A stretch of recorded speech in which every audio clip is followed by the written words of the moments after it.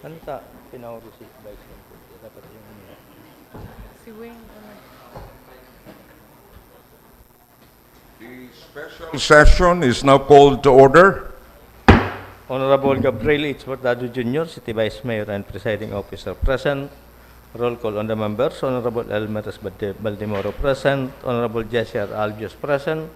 Honorable Ilgi Rosales present. Honorable Vito C. Borja II. He is sick. Honorable Hilda Gale Arabunal Gomez present. Honorable Melvin Ramon Gibenafe present. Honorable Wilfredo Jude A. Jokno present. Honorable Francisco M. Mendoza absent. Honorable Alan Reyes C. Macaraig absent. Honorable David Casper Nathan A. Sergio present. Honorable Maria Corazon M. Peñaflor absent. Honorable Jefferson Romeo B. Felix absent. Mr. Chairman, there is a quorum. The chair declares the presence of a quorum. Prayer.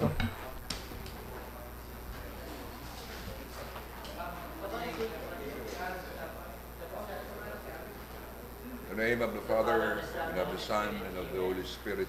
Amen. Dear Lord, as we deliberate in today's session, give us the wisdom to overcome passion. Give us an understanding heart to do away with prejudice. Give us that understanding heart to do away with prejudice. Give us a foresight to know what the future may devise. Give us a foresight to know what the future may devise. Give us the courage and strength to seek the truth in what's good. Give us the courage and strength to seek the truth in what is good. Give us the facility of language that may be understood. Give us the facility of language that we may be understood. And finally, our Lord, And finally, our Lord, make us worthy public servants of this city. make us worthy public servants of the city. We deeply love and highly honor. We deeply love and highly honor. Naga City, the heart of people. Naga City, the heart of people. Amen. Name of God of the Son, Holy Spirit. Amen. Pambansang awit.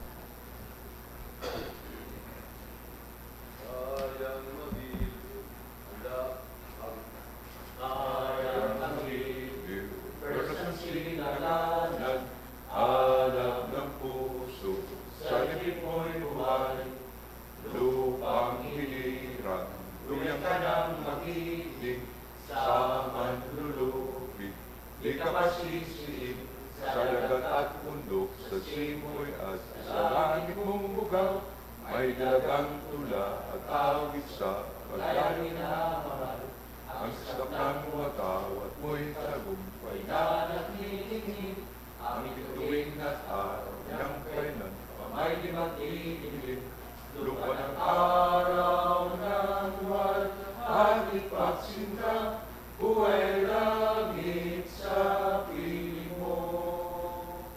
Aming ligaya na pag may mag-aapi, ang matay ng dahil sa'yo. The Heart of Bicol More.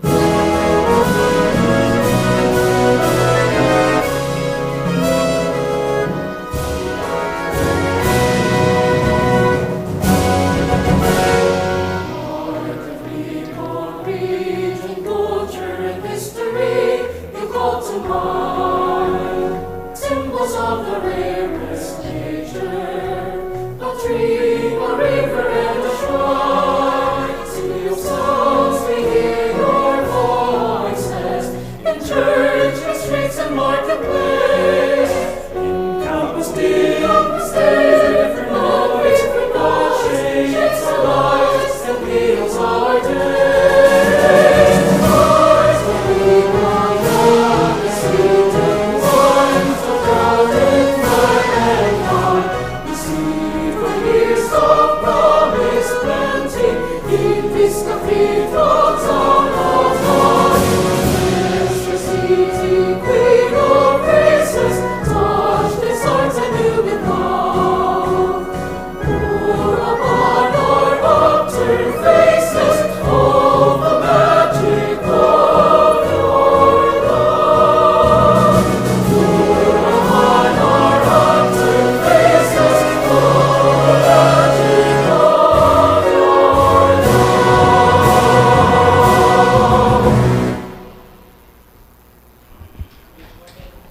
Good morning.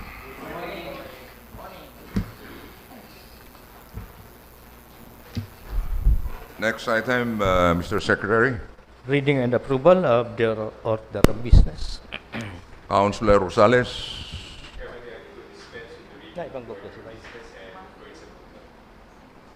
Any second? Any objection? There being none, the motion is approved. Order of business, a special business or order, the request of the Honorable City Mayor for an ordinance authorizing the charging against the current appropriation of the City Mayor's Office, the payment of discrepancy in the calendar year 2024 collective negotiation agreement incentive of certain employees of the city The government. Chairman of the Committee on Appropriations, Councilor Elmer Baldemoro. Thank you, Mr. Chair. Mr. Chair, may I move to temporarily defer this matter as we finalize the exact amount for the allocation. Okay, so we will temporarily defer discussion of this item.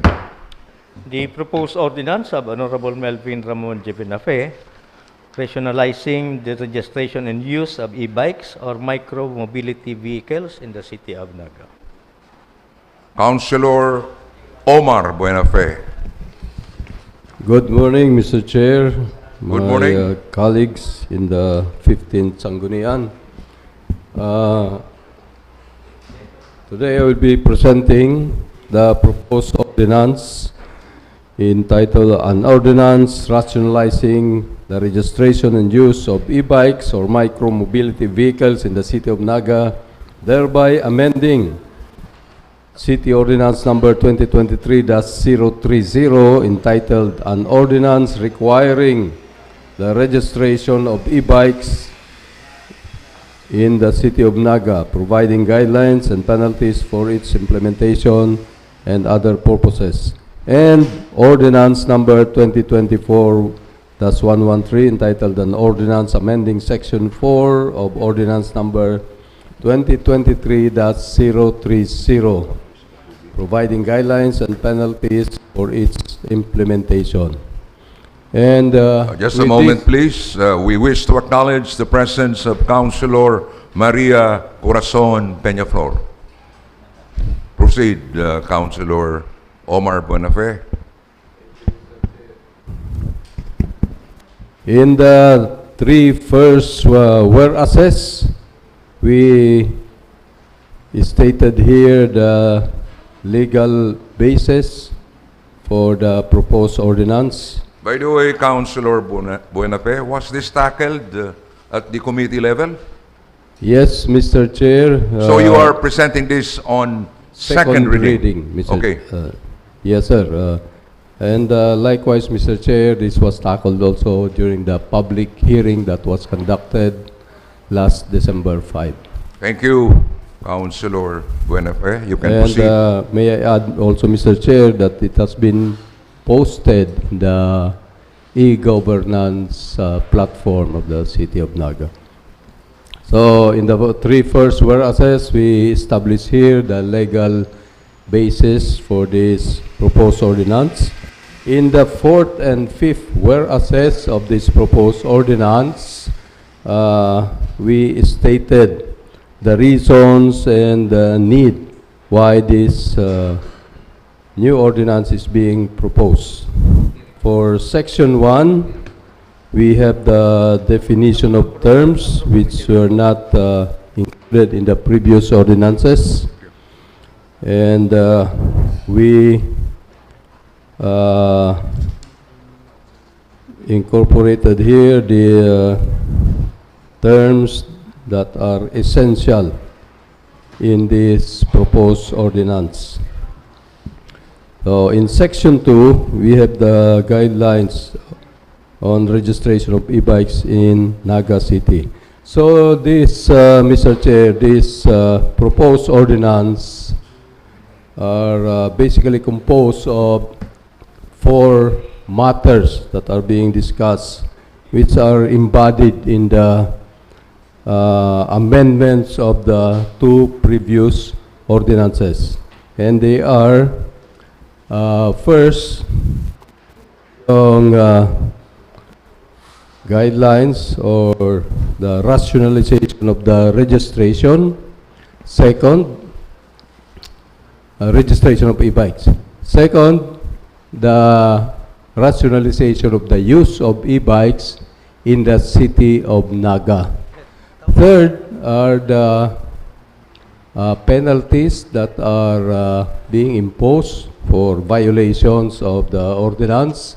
And fourth are the guidelines, which includes the guidance for the city based on the existing laws and what the city should also do to comply with the provisions of the EVIDA law and issuances of the DOTR and Land Transportation Office.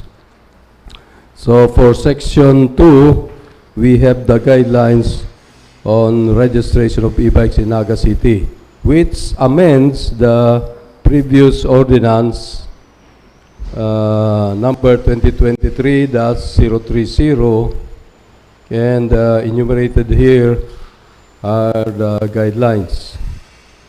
Letter A, we have the guidelines on the registration. The registration shall be facilitated by the City Treasurer's Office through the Naga City Bike Board, and the following shall be presented upon registration. So in this proposed ordinance, we clarified further the requirements in the registration of e-bikes in the city of Naga. Number one, we require government-issued ID with picture and address for the applicant for registration. Number two, voter certificate or utility bill as proof of residency in Naga City. Number three, proof of ownership of the e-bike unit or the micro-mobility vehicle. Number four, registration of a certificate of attendance in a road safety seminar conducted by the city government of Naga through the Naga City Bike Board. And number five, registration and renewal of registration shall be done in person by the owner or operators of the e-bike. Letter B, the e-bikes registered in Naga City shall be operated within the limits of the city's territory. This is considering that the ordinance which is guiding this registration and use of e-bikes is covers only the city of Naga. And if they go out of the city of Naga's territory, they do it at their own risk and according to the regulations also being imposed by the municipality or LGU wherein they are going outside of Naga. Unregistered e-bikes are prohibited in public roads and major thoroughfares of Naga City. So it requires e-bikes plying the streets or roads, public roads of Naga, to be registered, whether it be in Naga City or other LGUs. Letter C, e-bikes registered by other LGUs shall be subject to city ordinances and regulations when they are in Naga City. Letter D, e-bike registration shall be renewed annually when expired. All e-bikes operating in Naga City are hereby required to register in the local government of Naga. The City Treasurer's Office through the Naga City Bike Board shall cost the registration of the same. And letter E is the amendment to the previous city ordinances. City Ordinance 2024-113 and City Ordinance number 2023-030. However, Mr. Chair, in this amendment, it's only the minor change in nomenclature of the fees that are being imposed during the registration. And the same amount in the charges are being imposed. So no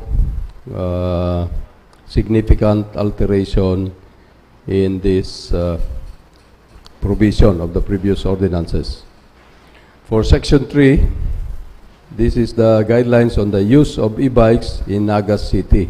So the previous ordinance 2023-030, and I would like to enumerate here the new provisions. Letter A, ideally, e-bikes are to be used mainly for short distances, such as within subdivisions, as stipulated in the Land Transportation Office Administrative Order number 2021-039. All operators or drivers of e-bikes or light electric vehicles must have a valid permit to operate or LTO driver's license when driving on public roads. Meaning the LTO driver's license is not a mandatory requirement? Yes, Mr. Chair, because some of these light electric vehicles categorized by the DOTR and the LTO in their previous issuance need to be registered with the LTO. And that is where our local government comes in. Dahil itong mga iba na dahil mapigre-restro kang LTO, supposed to be for short distances only within the subdivision o dyan sa barangay nila, Mabakal, pero ginagaramit Just, ng a pangatod. If you have the valid permit, does it mean that the operator or the driver knows how to drive? Mr. Chair, it is Because I presumed- believe we need to come up with a specific provision requiring them to have a driver's license. E-bikes have been figuring in major accidents in our city, and I believe one of the reasons is the inability of the driver to drive. Yes, Mr. Chair. Is it possible to come up with a provision requiring all e-bike drivers to have licenses? Mr. Chair, in this proposed ordinance, the city government requires that for the light electric vehicles that are not registrable with the LTO, ang requirement is the operator's permit that is being issued by the city government through the bike board, and that is only issued after they have undergone the seminar, the safety seminar with their office. So in other words, the By safety LTO seminar, Mr. conducts a seminar. Yes, Mr. Chair, and there are fees also And to be this paid. seminar is all about driving. Yes, Mr. Chair, driving particularly itong light electric vehicles or e-bikes.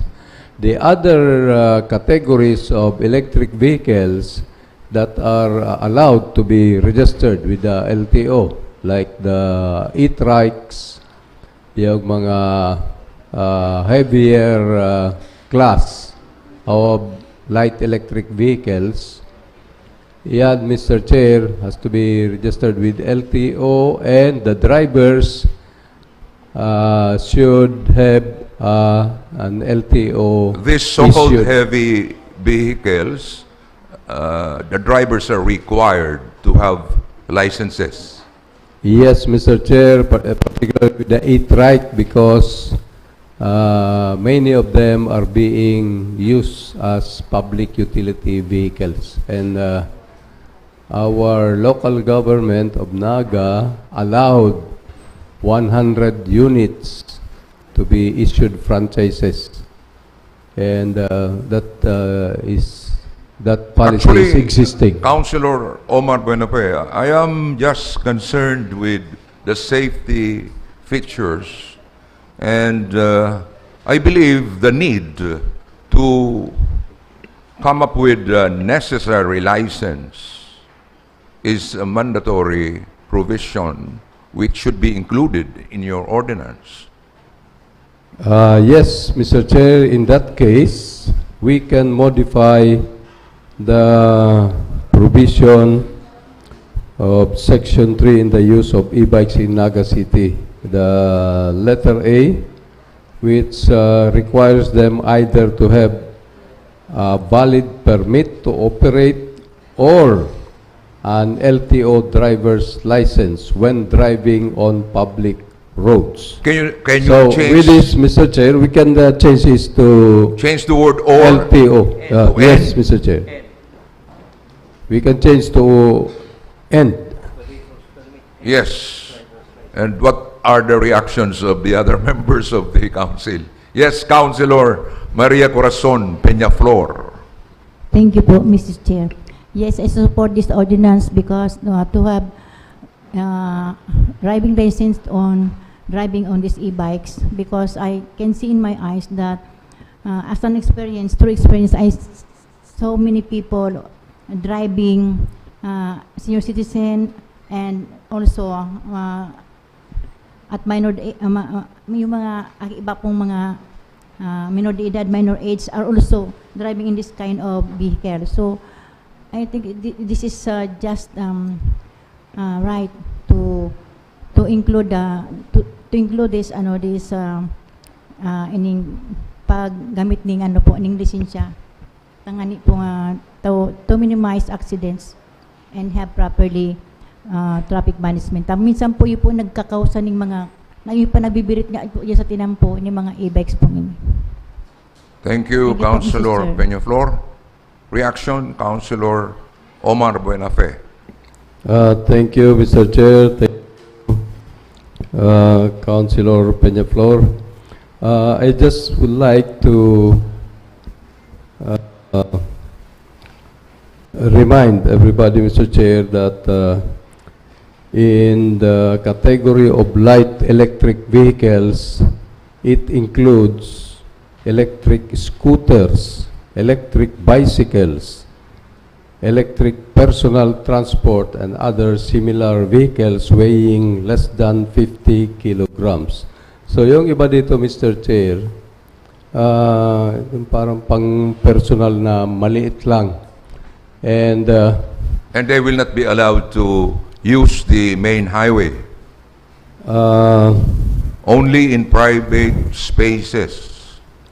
in this proposed ordinance, Mr. Chair, they will be allowed only if there are bike lanes provided in those national highways. And we Okay, categorize the national highways into primary, secondary, and tertiary.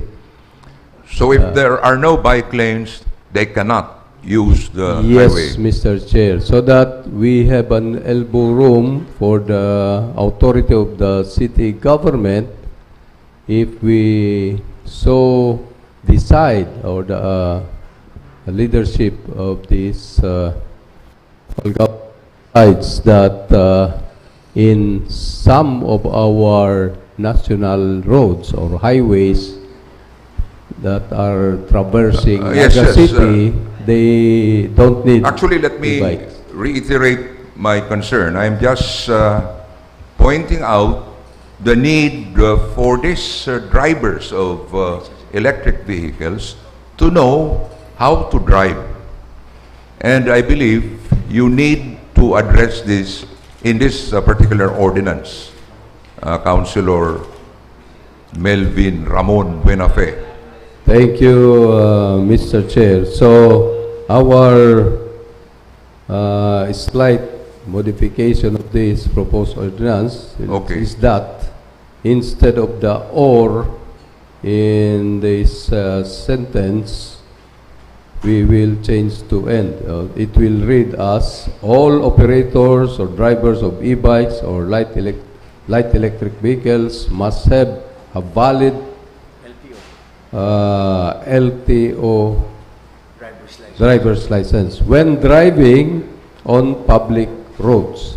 So this will mean, Mr. Chair, na yung mga naka-scooter na yung ang tawag yan, itong parang skates na may makina, they will no longer be allowed on public roads unless they possess driver's license. That's good.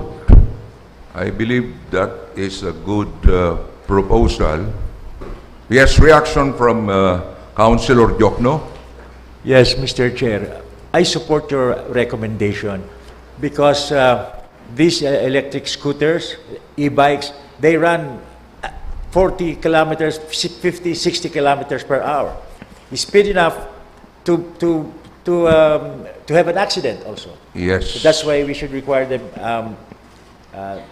LTO licenses. Thank Mr. you, Chair. Councilor Diokno. Councilor Albios.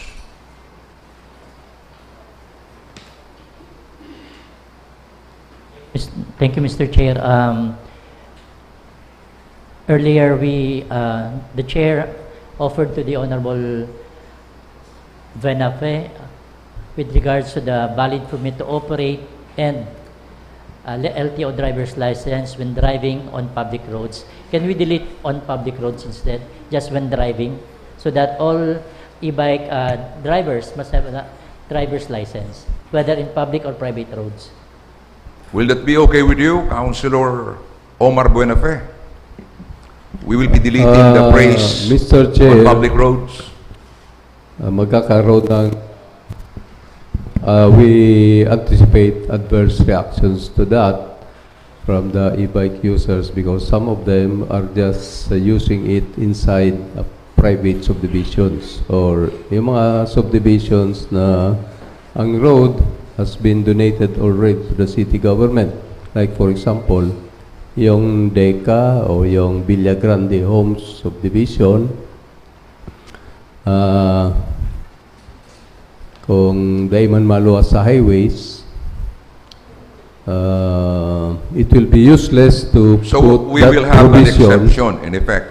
Yes, Mr. Chair, Those because who if we will will be- include that, Those who will be using only the private roads and inside other- subdivisions, Mr. Chair, or, and will not cross the public highways, well, they are not required to come up with a license. yes, I believe, Mr. Chair, kasi ang iba dyan, yung iba nga, yung mga PWDs, they use that to go to certain destinations nearby. Yung ginagamit nila, yung personal na Yes, parang upuan. In the case of PWDs, I believe a couple of our employees here are using e-trikes as a mode of transport. So what is the provision for that particular situation? Mr. Chair, during our committee hearings, it was proposed to the bike board that there should be a special plate that will be issued to those who registered who are that the e-bikes is being used by PWD. So A magkaroon special- ng special plate for PWDs to indicate na But PWDs. will sila. they be required to have a license? Yes, if they are driving on Public public roads. Mr. Chair. Okay, okay. So that's clear enough. Even the PWDs will be required to have a license in order to drive on public roads. Yes, Mr. Chair. Councilor Albios. Mr. Chair, tin paki plus tabi. Kasod man kaya, Mr. Chair, may nag-message sa kuya regarding digdi sa pig-post kang Naga City Bicycle Board, residensya kang Barangay Mabulo. Naghapot siya kasi kung hali siya sa Barangay Mabulo, ma-cross siya duman sa Mabulo Sabang Bridge. Kung parehas siyang restricted, pwede pa po dasin na mag-cross duman. Councilor. Thank you, thank you, Honorable Abios. Actually, our primary consideration here also is regarding safety. So, safety ng operator ng e-bike, safety ng iba pang nagagamit ng kalsada. If that bridge will be used already, ang mga dadaan dyan, yung mga malalaking truck, mga malalaking bus, o mga mabibilis na vehicles. Yan. So, considering that it's part of it will be part of the Almeda Highway, I believe, Mr. Chair, they will not be allowed also by LTO na gamitin yan to go to Naga City. Okay. Any follow-up question, Councilor Albios? Oh, okay. Any other comment or questions from the members of the council? So I believe this particular ordinance has been tackled in various fora, including, what did you say a while ago? Public hearing, Mr. Chair, and e-governance. E-governance. So, if you don't have any question, we may as well approve it, provided that particular provision on license will be there. Yes, Mr. Chair. So, if there are no objections to that, I concur with the manifestation of the Chair. So, final motion for the approval on third and final reading. Mr. Chair, I am presenting this on second reading. Second Mr. reading, Chair. yes. Sorry. And if this is approved now, I will be submitting it to the Committee on Forms Yeah. for the Style. presentation on The third. Committee on Style On for style, the, sorry. for the final draft of your proposed ordinance. Okay, so motion? Yes, Councilor Gail Abunal Gomez. Sorry, Mr. Chair, I had to do some readings first. I am still bothered on the reality that e-bikes are used within subdivisions and villages. And of course, LTO driver's license is not required. Just so we ensure safety within villages and subdivisions, after all, the LGU can do that. Is the proponent amenable to including a certain provision that the LGU requires the HOA, homeowners associations, to coordinate with us their own internal policies pertaining to the matter? Reaction, Councilor Buenafe? That is a very good recommendation, Mr. Chair. I am amenable to that. We will provide a provision to that effect. So that will form part of the final draft. Yes, Mr. Chair. And if there are no other suggestions, recommendations, I will now move for the approval on second reading of this proposed ordinance. An ordinance rationalizing the registration and use of e-bikes or micro-mobility vehicles in the city of Naga, thereby amending City Ordinance number 2023-030 and Ordinance number 2023-030, providing guidelines and penalties for its implementation and for other purposes. And I so move, Mr. Chair. Any second? Any objection? There being none, the motion is approved on second reading. Thank you. Thank The- you, Councilor Omar Buenafe. The report of the Committee on Appropriations. The report of the Committee on Appropriations. Mr. Chair, before that, may I request reconsideration of the order of business with the indulgence of the committee chair of the Committee of Rules to include as item number 2 of the special business or order the request of the City Mayor for the passage of an ordinance authorizing supplemental budget number 6 of Naga City in the amount of 3,145,784 and 41 centavos for general administration to augment the appropriation for Paskuhan sa barangay. Councilor Rosales. Okay, so that will be included under under special business or order, item number 2.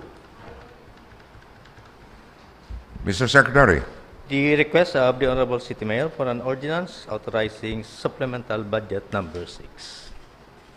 Again, the chairman of the Committee on Appropriations, Councilor Baldemoro. Could we go first, Mr. Chair, to item number 1 of the special business or order? Ready na? Gano ba?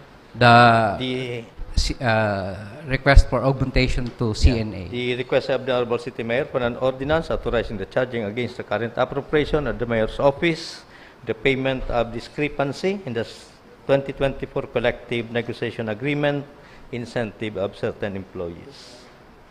Okay, Councilor Baldemoro. Thank you, Mr. Chair. Mr. Chair, may I move for a passage of an ordinance authorizing the charging against the current appropriation of the City Mayor's office, the total amount of 44,300 pesos to cover the discrepancy in the calendar year 2024 collective negotiation agreement incentive for the following employees.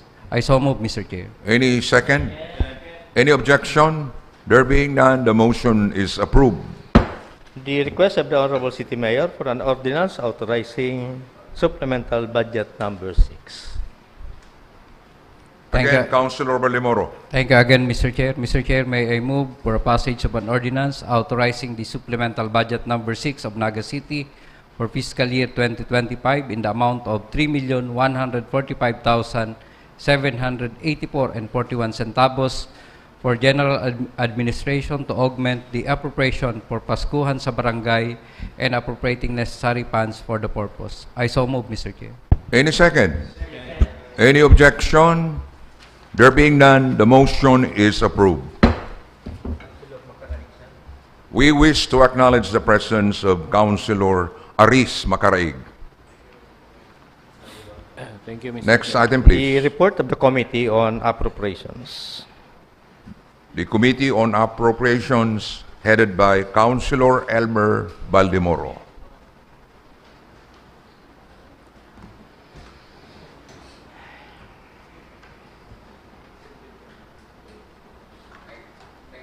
Thank you, Mr. Chair. Mr. Chair, please allow me to use this podium and request for the acknowledgement of the committee report of the Committee on Appropriations. Yes, by all means, you can use the podium, and I am acknowledging your final report.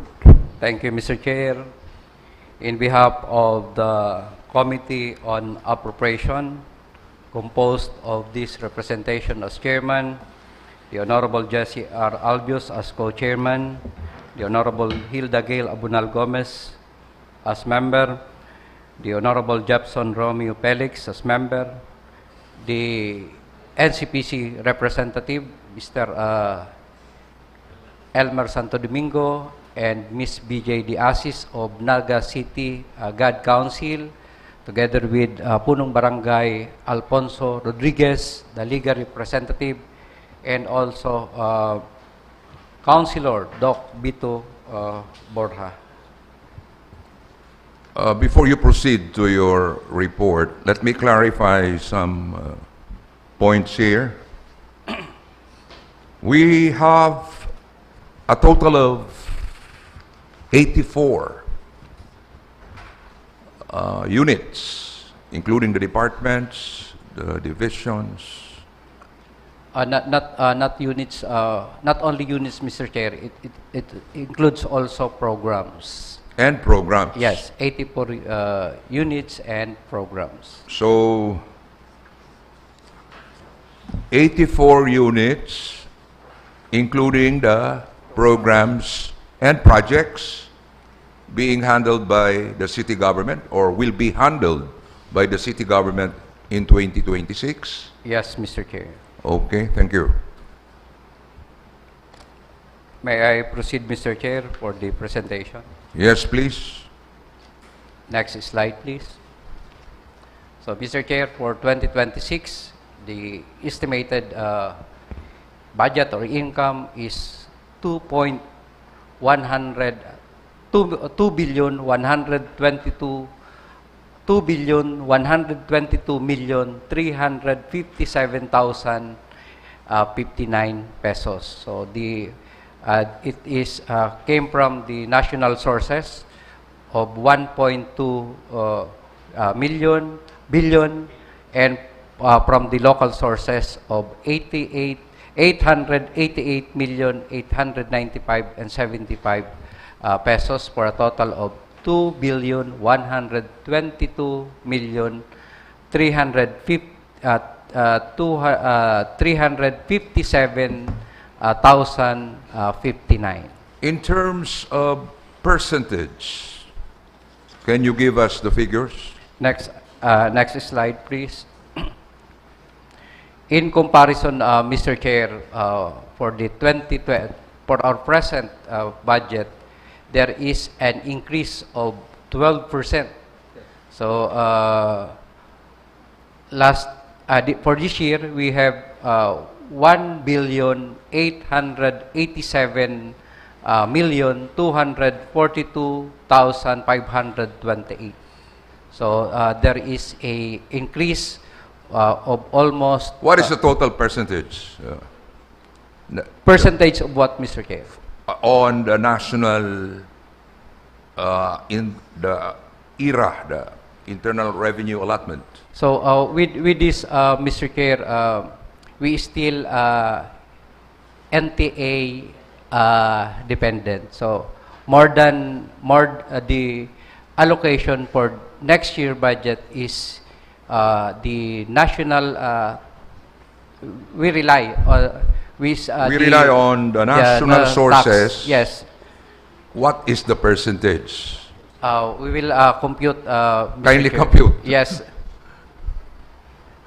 Could we request assistance from the representative of the budget office to compute the percentage of the national sources versus the local sources? Yes, please. Yes, Mr. So Chair. that we will have an idea on our dependence on national sources. Yes, Mr. Chair. Because I believe during the time of Mayor Jesse Robredo, it was almost 50-50.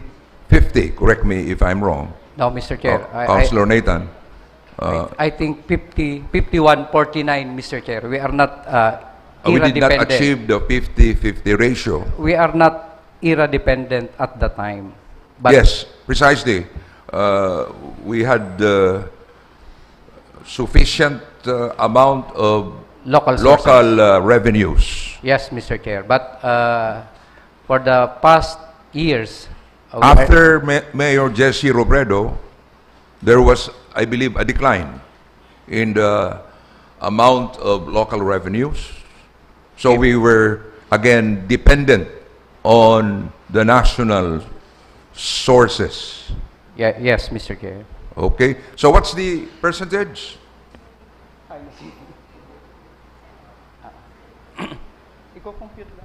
So could we proceed, Mr. Chair, and later on we will discuss the percentage of The Secretariat is having a hard time getting the percentage. My goodness.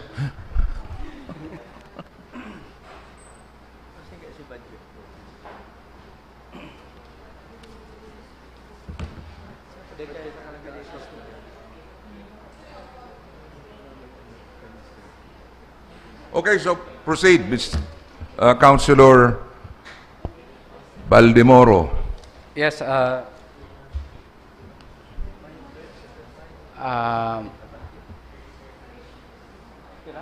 You. By the way, where is the acting budget officer?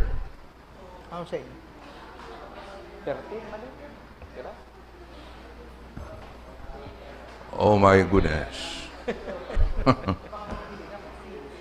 We wish to acknowledge the late budget officer of the city government of Naga, Emmy Velasco. Please take your seat.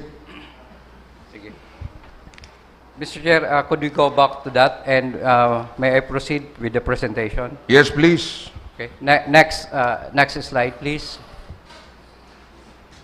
So this 2026 budget, Mr. Chair, is aligned with the 2028 finish line of our City Mayor, the Honorable Maria Leonor Robredo, pertaining to the 8 clusters program: the educated and empowered citizens, the healthy Nagueños, the environment, infrastructure and housing, transparent and digital governance, the safe and secure communities, the social protection and inclusion, the thriving and inclusive community, and the culture, arts, and heritage. Next item. Next slide. This is the personal inventory as of November 26, 2025. We have 716 permanent employee, 14 is elective, and there is a 7 having a temporary permanent appointment. We have 704 casual, 670 job order, and 272 contract of service for a total of 2,383 personnel of the city government of Naga. Next slide. So, in this slide, Mr. Chair, we compared and the revision coming from the budget hearing that was conducted. So, on the left side, the submitted 2026 executive budget, and on the right side is the proposed annual budget arises from the committee hearing. So with this, Mr. Chair, for the City Mayor's Office, there is an decrease of almost 5 million. So we understand that if there is a insufficient fund from other offices, we go to the City Mayor's Office from the fuel, oil, and lubricant, and also for the electricity. So for the CMO Sports, 1 million. This pertains, Mr. Chair, to the request of the barangay and SK pertaining to the sports equipment or sports material. For the procurement office, there is no changes in their submitted budget amounting to 3,071,388. And for the People Empowerment Fund, there is a changes, Mr. Chair. So instead of putting it in the City Mayor's Office, it was transferred to the special purpose appropriation, and allocating the mandated allocation for them, which is equivalent to 1.25% of the local development fund. For the CMO GAD office, Mr. Chair, there is a decrease. By the way, the red color pertaining to there is a decrease, and the blue color pertaining to the increase of arising from the budget hearing. For the CMO GAD office, there is a decrease by not funding the some plantilla position for the GAD office. For the CMO Naga City Council for the Welfare and Protection of Children, there is a slight decrease. This pertains to the computation for the personal benefits of the of the personnel of the said office. For the NCCDO, the Naga City Cooperative Development Office, there is also a decrease. And for the NCYDO, there is an increase amounting to more than 700,000 pesos upon submission of the SK Federation President their proposed programs and activities for next year. For the CMO Water Services Division, there is no changes in the submitted budget. And for item number 10, Mr. Chair, the MNDC, the budget for the MNDC was also transferred to special purpose appropriation. Next slide. No, do you have any reaction or question before we proceed to the next slide? Yes, Mr. Chair, if there is a comment or question. We were discussing something about the number of units or entities included in this budget. You were saying that there was a total of 84 units and projects as well as programs. So aside from these 84, we also have entities merged with the city mayor's office. No, Mr. Chair. It is the attached offices to the city mayor's office. Attached offices. Yes, Mr. Chair. And that's also included in the 84 units and programs. so they are already included Yes, in Mr. the 84 units, programs, and projects. Yes, Mr. Chair. Okay, thank you. Any other question or comment from the council? Yes, Councilor Nathan Serio. Thank you, Mr. Chair. By the way, we wish to acknowledge the presence of former Councilor Ray Ann Rentoy.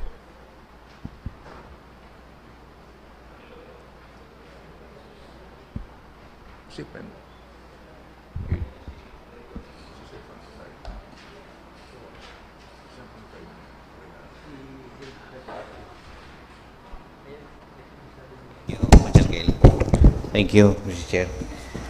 We may as well suspend the rules.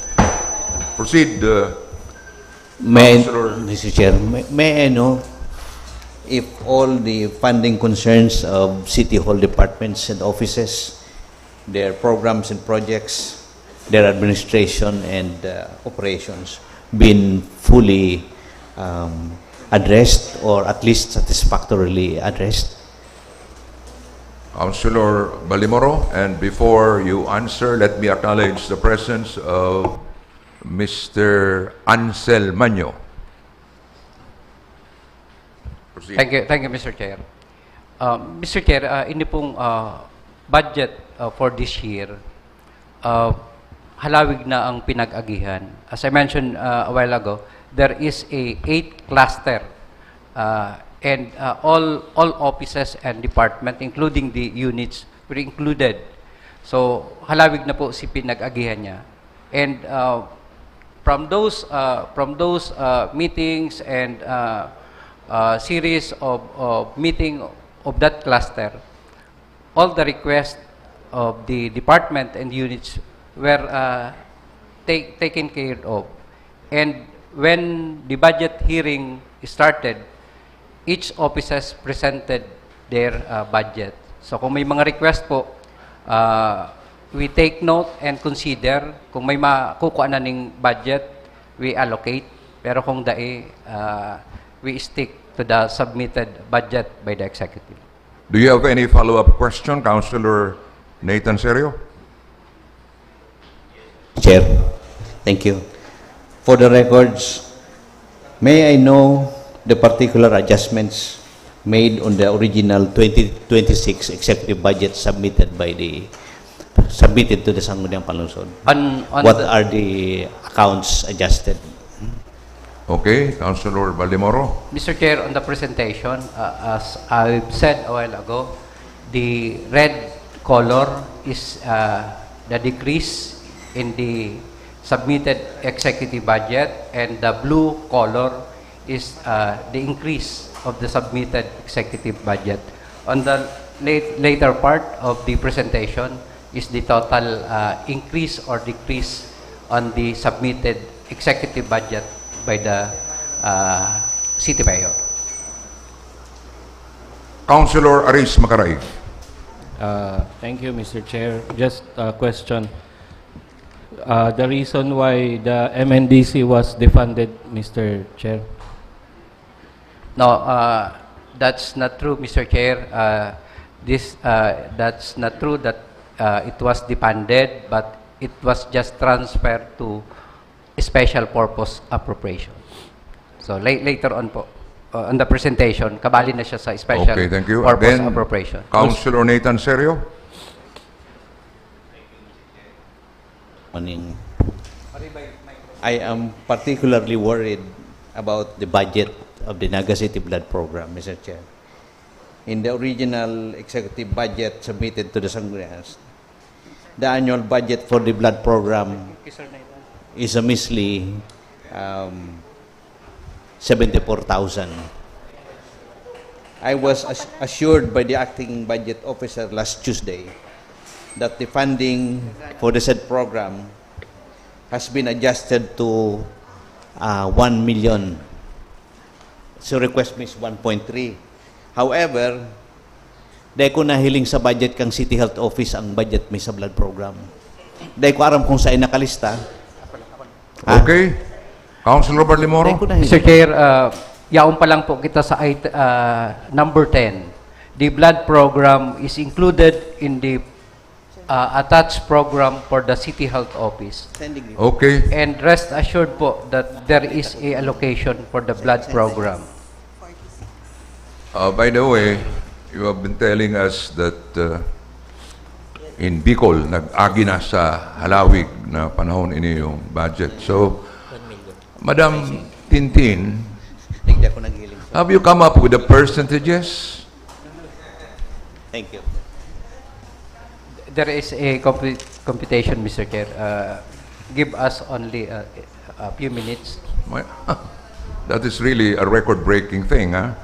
Mr. Chair, Okay, just a moment. Oh, even the budget office is helping the secretariat to come up with the percentages. Mr. Chair, presenting in our screen is the percentage of the national source versus the local source. So it's 58. Point something. 58%? 58. Yes. And 42. Versus Mr. Chair, it's 58 and 42. 42. And in this year, what is the percentage? For this year,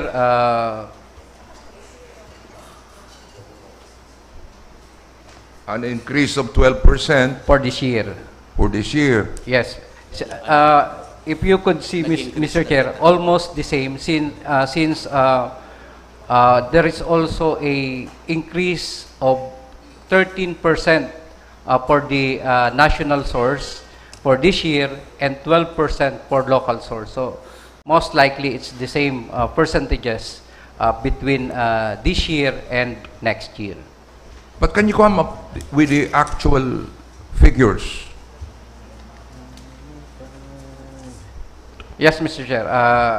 There is a computation for this year's budget. We are having a difficult time just getting the actual percentages. How much more for the succeeding discussions? We could answer, Mr. Chair, on the succeeding discussion. Okay, please proceed with your report. There Mr. is a Chair. query from the Honorable Macaraig, Mr. Yes, Chair. Councilor Aris Macaraig. Just the same question about People Empowerment Fund. Is your back still hurting? Yes, Mr. Chair. Okay, okay. Same reason, Mr. Chair. It was also transferred to special purpose appropriation. Thank you, Mr. Chair. Okay, thank you, Councilor Aris Macaraig.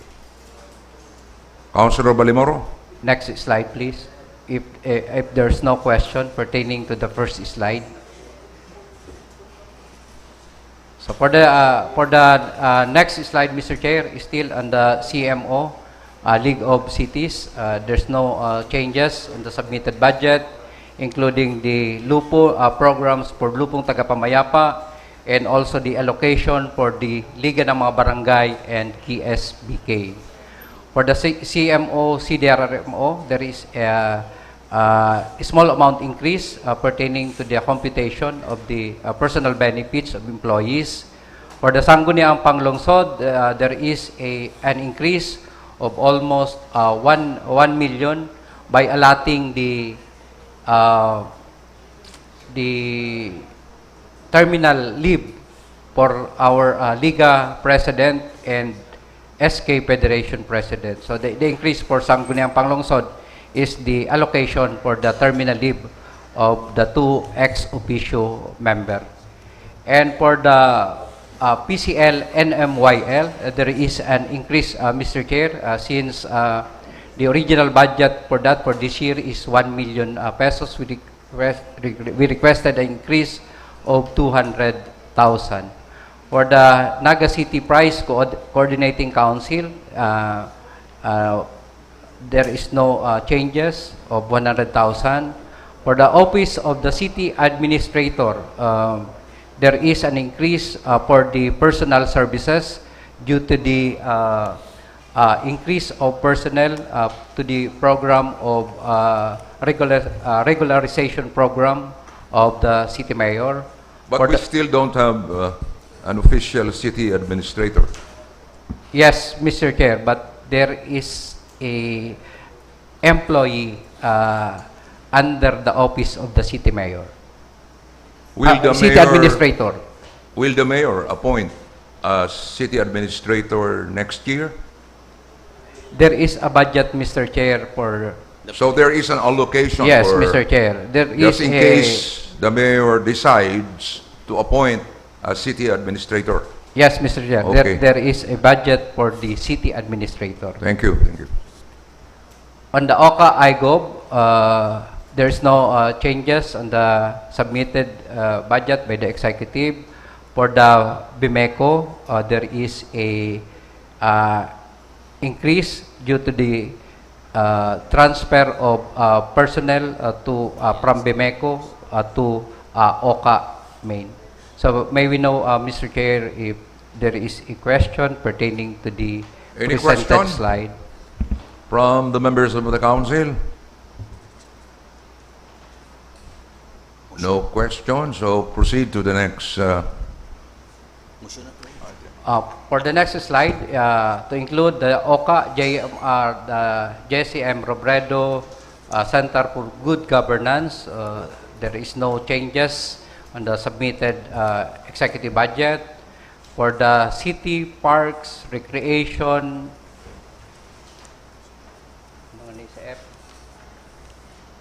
city parks, recreation, and What's that? facility management office, there is a slight decrease pertaining to the computation of the personal benefits of the personnel.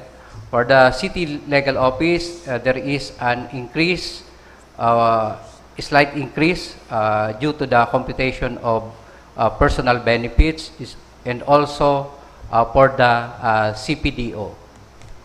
For the project monitoring committee under the CPDO, the allocation of 100,000 pesos has no changes. The city civil registrar, with the submitted executive budget, Mr. Chair, of the city civil registrar, it was decided to allocate the repair of their office amounting to 4 million pesos. Yun po yan si increase, significant increase in the office of City Civil Registrar.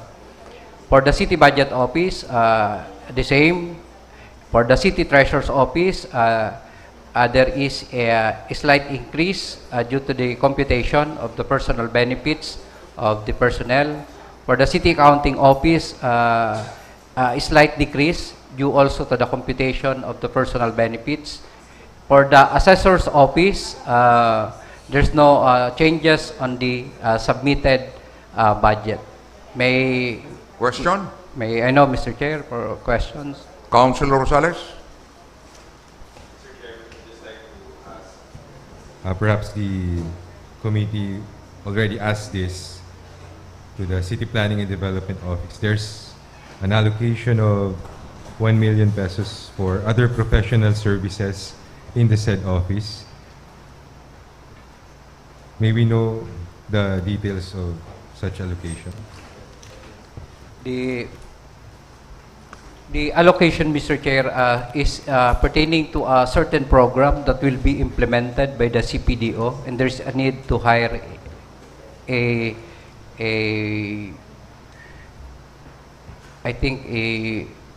consultant for that. So there is an allocation for professional services. May we know, Mr. Chairman, the details of the program to be undertaken next year by the said office? Councilor Baltimoro? Could we request, Mr. Chair, Mr. Willie Priles to expound to us the program? Also, Mr. Chairman, may we also know the details of the increase in the budget of other maintenance and operating expenses under the City Treasurer's Office? I've noticed there's a big increase in their budget. There is a slight increase. From 580 to 2,080,000. So there's a 1.5 million increase in the budget. Councilor Baltimoro, can you answer the question of Councilor Rosales? For the other MOOE, Mr. Chair, it's the same for the City Treasurer's Office. 8,571,000, and also on the proposed annual budget is 8,571,000. So there is no increase, Mr. Chair. The increase only for the City Treasurer's Office pertaining to the personal services on the computation of personal benefits. I was talking about the increase from 2025 to 2026. From 2025 to 2026. Yes, Mr. Chairman. Can you answer the question of Councilor Rosales? The increase of the budget of the City Treasurer's Office, Mr. Chair, for from 2025 to 2026? Yes. Yeah, that's the question. Yes, Mr. Chairman. I just want to know what activities will be undertaken by the said office resulting to the increase of their budget. So the increase is 1.5 million pesos. So Councilor Rosales wants to know the activities which will be funded by this increase. Councilor Baltimoro. Yes, Mr. Chair. By the way, we wish to acknowledge the presence of Mr. Dave Bercasio of the CMO. In the city accountant. And also we have, Mr. Chair, the City Accountant, Ma'am Ruby.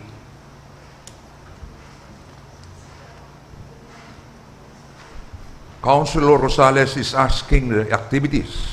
Yes, Mr. Chairman. Huh? Yes, Mr. Chairman. Yes. So what are the activities which will be funded by this 1.5 million increase?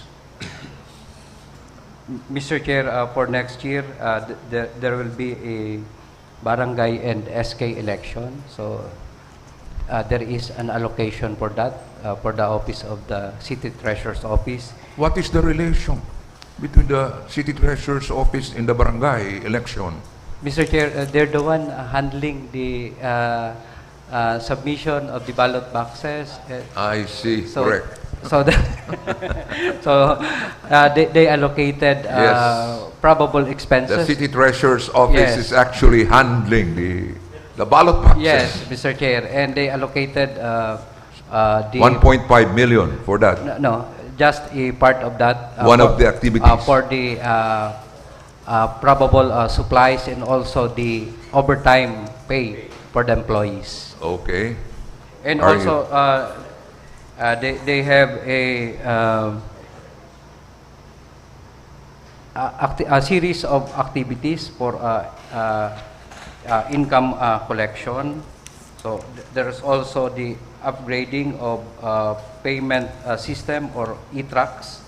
So and also, Mr. Chair, part of that is the allocation for the conduct of auction sale of delinquent properties. Okay, are you satisfied, Councilor Rosales, with the answer of Councilor Baldemoro? Any other question? Okay, so proceed to the next slide. Next slide, please. For the next slide, Mr. Chair, the General Services Office, there is an increase of the personal services due to the some unfunded plantilla position for General Services Office. For the HRMO, there is an increase of the personal services due to the regularization program. For the ITO, same budget submitted, same with PSO, and also the attached unit for PSO, the Peace and Order Council, and also the People's Law Enforcement Board. And for the NCDDB, there is a increase. So the reason for having a personal services for the NCDDB, the item of former Punong Barangay Tuti Importante from Mayor's Office was transferred to the PSO NCDDB. For the SEPIO, there is a increase of amount for the personal services, and also some increase for the MOOE for the purchase of equipment for SEPIO. And for the Naga City Internal Audit Service Office, retained budget. And for the Raul S. Rocco Library, there is an increase for the personal services arising from the computation of the personal benefits of personnel. So may we know, Mr. Chair, for questions for this slide. Do you have any comment? Yes, Councilor Rosales. Yes, Mr. Chairman. Only under Information and Technology Office. I noticed, Mr. Chairman, that there is no more allocation under capital outlay for information and for ICT equipments.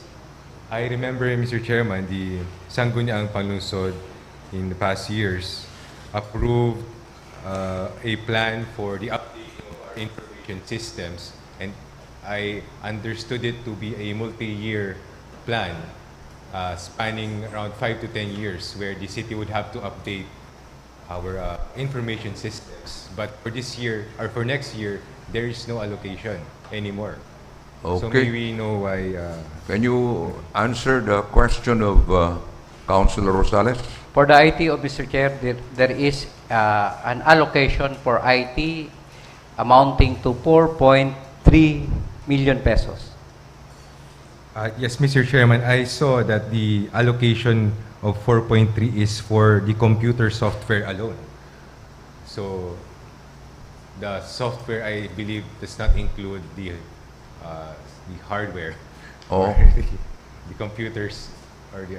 So the funding is allocated for the computer Software. How about the hardware? For the if for the purpose of the IT equipment of the Sangguniang, Mr. Chair, we have also allocation in the Sangguniang Panlungsod budget? Yes, we already have the necessary tool, but I believe Councilor Rosales is questioning. Yes, Mr. Chairman, I'd just like to state that in the previous year, the ITO impressed upon the Sanggunian that the need for the computer systems would be centralized in their office. So if there is a change in that plan to have the computer systems charged in the separate offices, it wasn't made known to us. Councilor Baltimoro, please. Mr. Chair, if pertaining to the Sangguniang Panlungsod IT equipment, as I've said, it was included in the budget of the Sangguniang Panlungsod. Not in the SP alone, Mr. Chairman, but For in the other city hall. offices. Yes, I understand, Mr. Chair, That was precisely what I was driving at a while ago. That Councilor Rosales is not just asking for the IT requirement of the Sangguniang Panlungsod, but of the entire city government of Naga. Yes, Mr. Chair. I understand that it was lodged under the Information and Technology Office, the budget for IT equipment. And it's with what particular unit? ITO. You were saying just a while ago that it's not with the IT. No. I'm just saying that for the purpose of the Sangguniang Panlungsod, it was in our budget. But for the other offices, it was lodged in the... And their own budgets. No, in the ITO.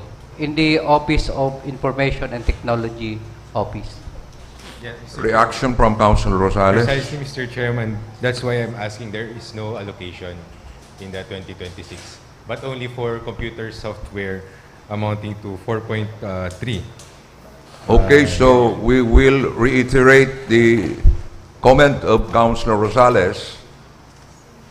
Budgetary allocation was given to the software only, but how about the actual computers or the hardware? Yes, Mr. Chair.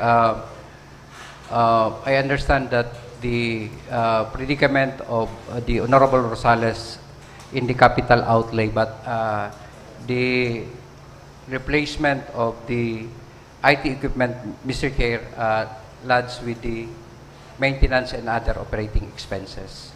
So not in the capital outlay. And also some offices, Mr. Chair, also have their own budget for the computer purchase or upgrading of their computer units. So it's included in the MOOE and not in the capital outlay. Yes, Mr. Chair. Reaction, Councilor Rosales? If that's the case, Mr. Chairman, then it's quite new to me, Mr. Chairman, because in previous years I thought it would have to be on capital outlay for the updating of the ICT equipment. But given the manifestations of the Honorable Baldemoro, perhaps, Mr. Chairman, just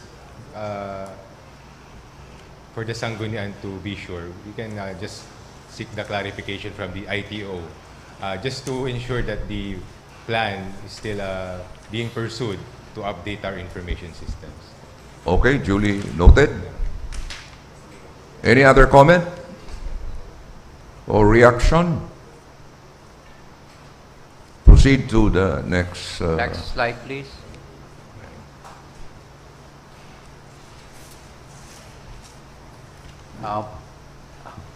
And this is slide, Mr. Chair. This include the City Health Office. There is a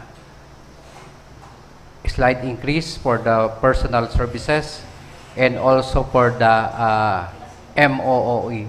The reason for the decrease of personal services is the computation of the personal benefits, and for the MOOE, the fund allocated for CHO was transferred to the Naga City General Hospital for the oral health program. For the CHO2, same reason on the decrease on personal services, and some personnel were transferred to Naga City General Hospital. For the EMS, there is an increase of the personal services due to the computation of the personal benefits. For the AIDS Council, we have 100,000. Also for the local health board, 500,000. And the requested amount of the Honorable Serio for the Naga City Blood Program amounting to 1 million was already included. Okay, thank you. And from 70,000 pesos for this year, there is allocation of 1 million for next year on the blood program. For the CPNO, there's a slight increase for the personal services due to the computation of personal benefits and also from the HSDO. And the capital outlay allotted for HSDO was transferred to the Naga City Urban Federation Fund. For the Bayad Nihan, same amount as requested, 200,000, and also the Housing Board attached program for the HSDO amounting to 235,000. So maybe know, Mr. Chair, if there's Any question comment? on that slide. Or question from the members of the council? Okay, you can proceed to the Next slide, please. In this slide, Mr. Chair, for the Urban Federation, so the 300,000 was transferred to this unit. And for the CSWDO, there is an increase in the personal services due to the regularization program. For the Paskuhan, we allocated 12 million. For the school for early education, same amount as requested, 8 million. For the Naga City Children's Home, no changes in the requested amount of 4.1 million. For the CSWD and OSCA, the Office of the Senior Citizen, no changes, amounting to 16 million. For the solo parent, no changes in the allocation, amounting to 1 million, 1.84 million. For the Naga City Bantay Pamilya, Naga City Women's Home, there is a decrease in the personal services.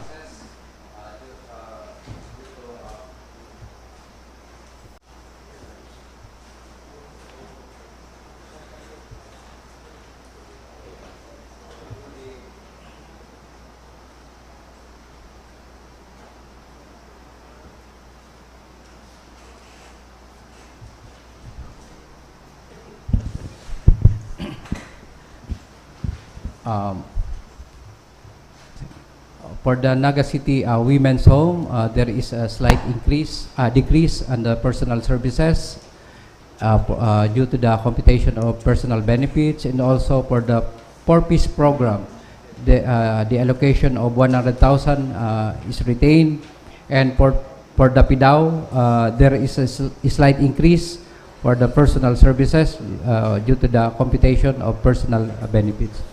So may we know, Mr. Chair, if Any there's question? Councilor Albios.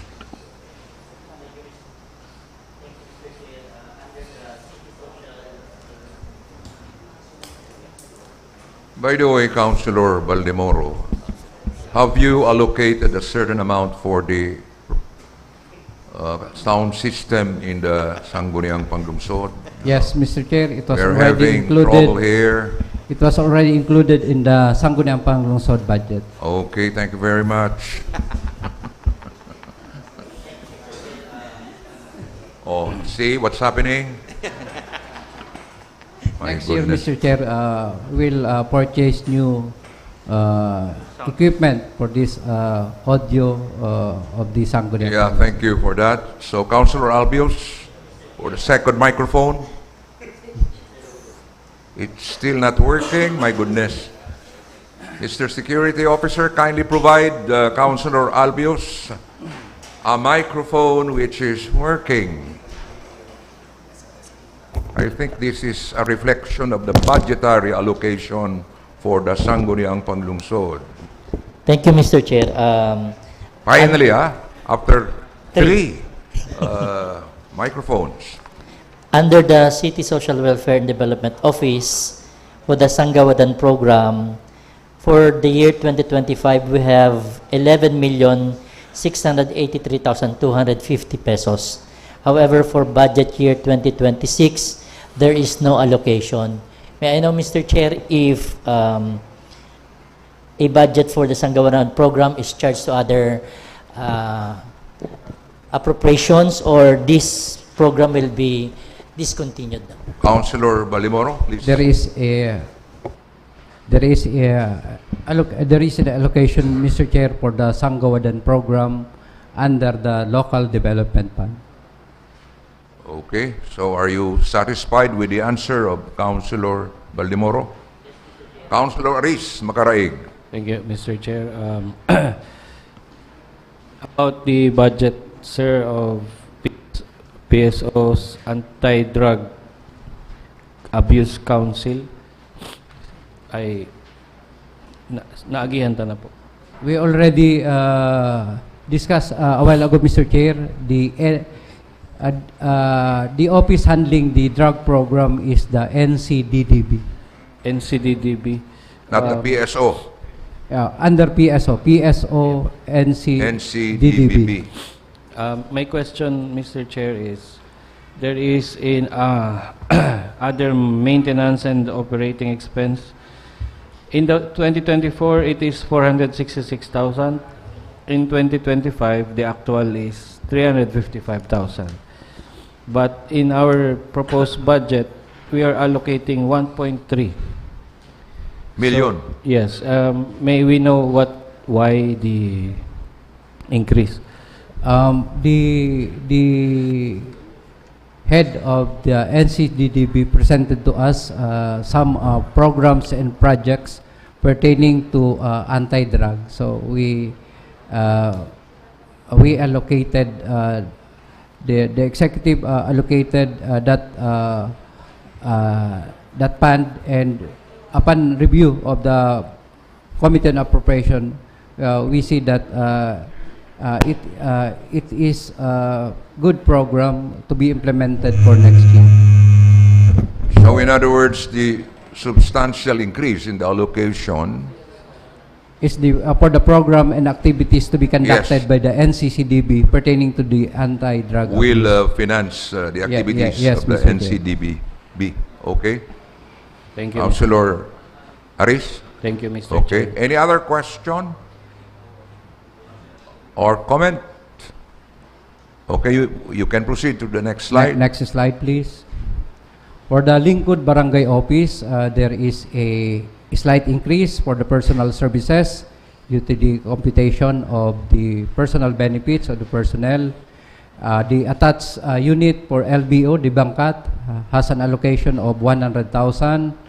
For the Bicol Science and Technology Centrum, no changes in the submitted budget. For the ESO, the Education, Scholarship, and Sports Office, there is a slight decrease for the personal services due to computation of personal benefits, and there is also allocation of 1 million pesos for the ESO Sports.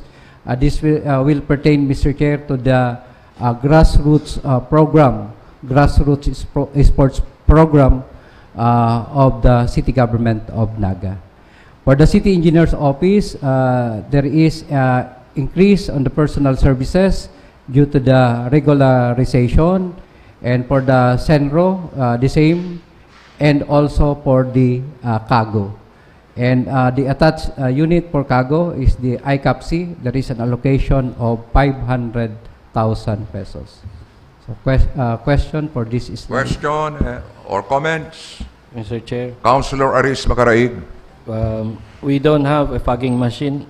Is the fogging machine acquisition part of the City Health Office because budget? Because in the capital outlay, it only states office equipment, information and communication, equipment, medical equipment, motor vehicles, and furniture and fixtures. Where is the allocation for Fogging fogging machines. Okay, Councilor Baldemoro. Mr. Chair, or we is are it now part take- of the medical equipment? Yes, Mr. Chair, but the budget for City Health Office is discussed while ago, but for the question of Councilor Aris, this was already included in the medical equipment. Yes, because Mr. Chair, please understand that it's quite a voluminous paper, and they kayo makasabay while he is scrolling these figures, and we are checking on the. So we apologize for bringing back some items already discussed. Mr. Okay, Chair. thank you, Councilor Aris Macaraig. Any other comment? Councilor Rosales. May we know, Mr. Chairman, the reason for the increase of the budget under other maintenance and operating expenses of ESO from 1,068,000 this year to 5.6 million in the proposed budget for 2026? Councilor Baldemoro.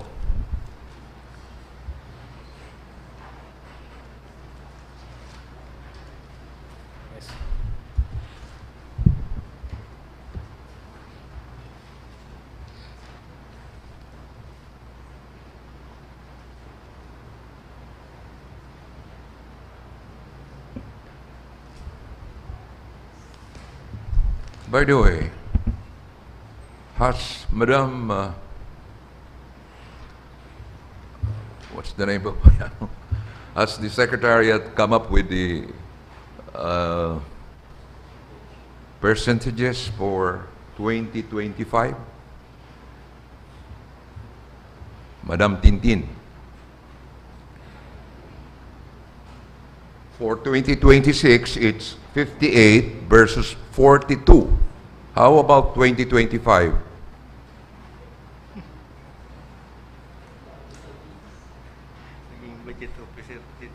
Mick, will you kindly help the Secretariat staff?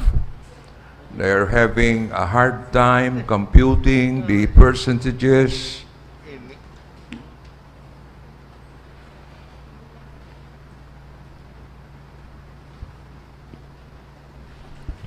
Mr. Chair. So what are the percentages for 2025? Meaning how much was drawn from the national budget or national source, and how much was drawn from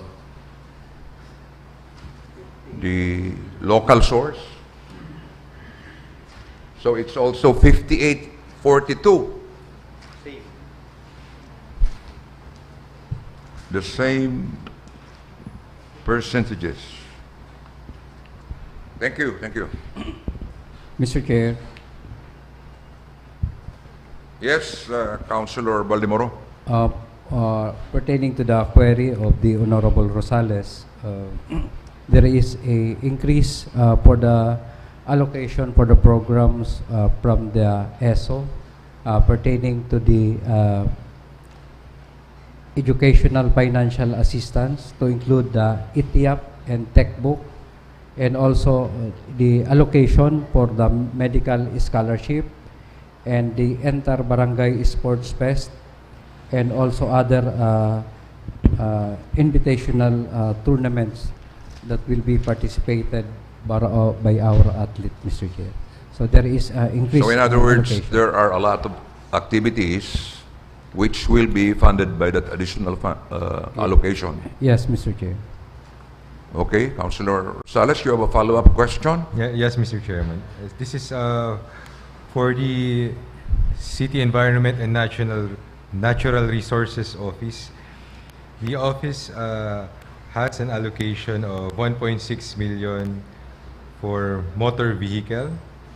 I understand the Honorable Jokno just donated a vehicle to them this year. So I wonder why they're having another vehicle What next did year. Honorable Jude Jokno donate? A vehicle, Mr. Chairman. Is that correct? A truck? No. Yes, Councilor Jokno? Mr. Chair, I donated a mini van, a Toyota minivan, a brand new Toyota, Minivan. So, for the office use only. okay. I think the what question they are- of Councilor Rosales is, given the donation of Councilor Jokno, why is it that ESO is The Senro, Mr. Chair. Senro Yes, Mr. Chair. Senro will still be purchasing a vehicle? Yes, Mr. Chair, but the vehicle will be boom truck. And also, they will purchase boat. Okay. So that's the allocation of 1.6 million. Thank you, Councilor Balimoro. Next slide.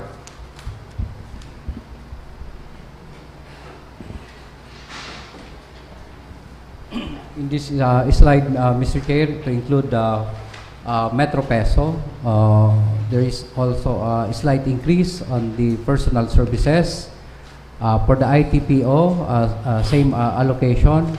For the SWMO, there is a decrease on the allocation, Mr. Chair, since the 4 million from SWMO was transferred to the city civil registrar for the repair of the office. However, Mr. Chair, the 4 million allocation for the SWMO was already will be procured for this year. Ito po yan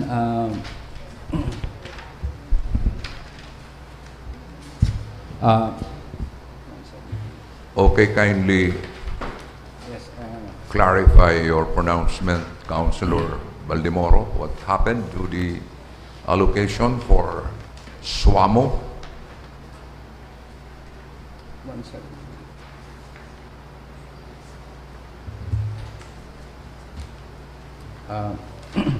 Yes, Mr. Chair.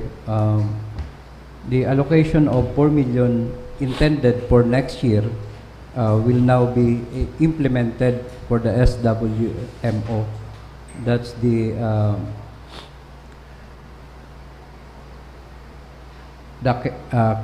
chemical and filtering supply expense, 2 million. The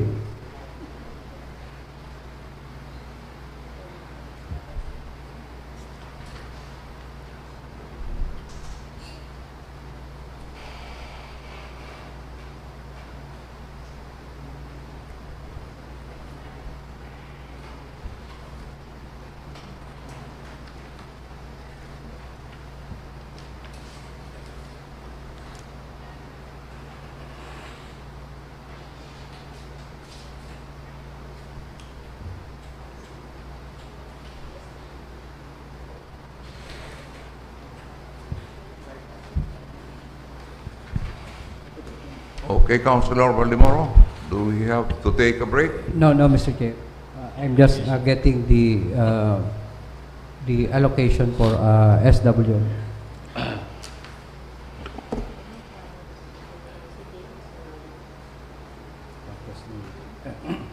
So, aside from the chemical, Mr. Chair, the additional garbage bin amounting 1 million, and also the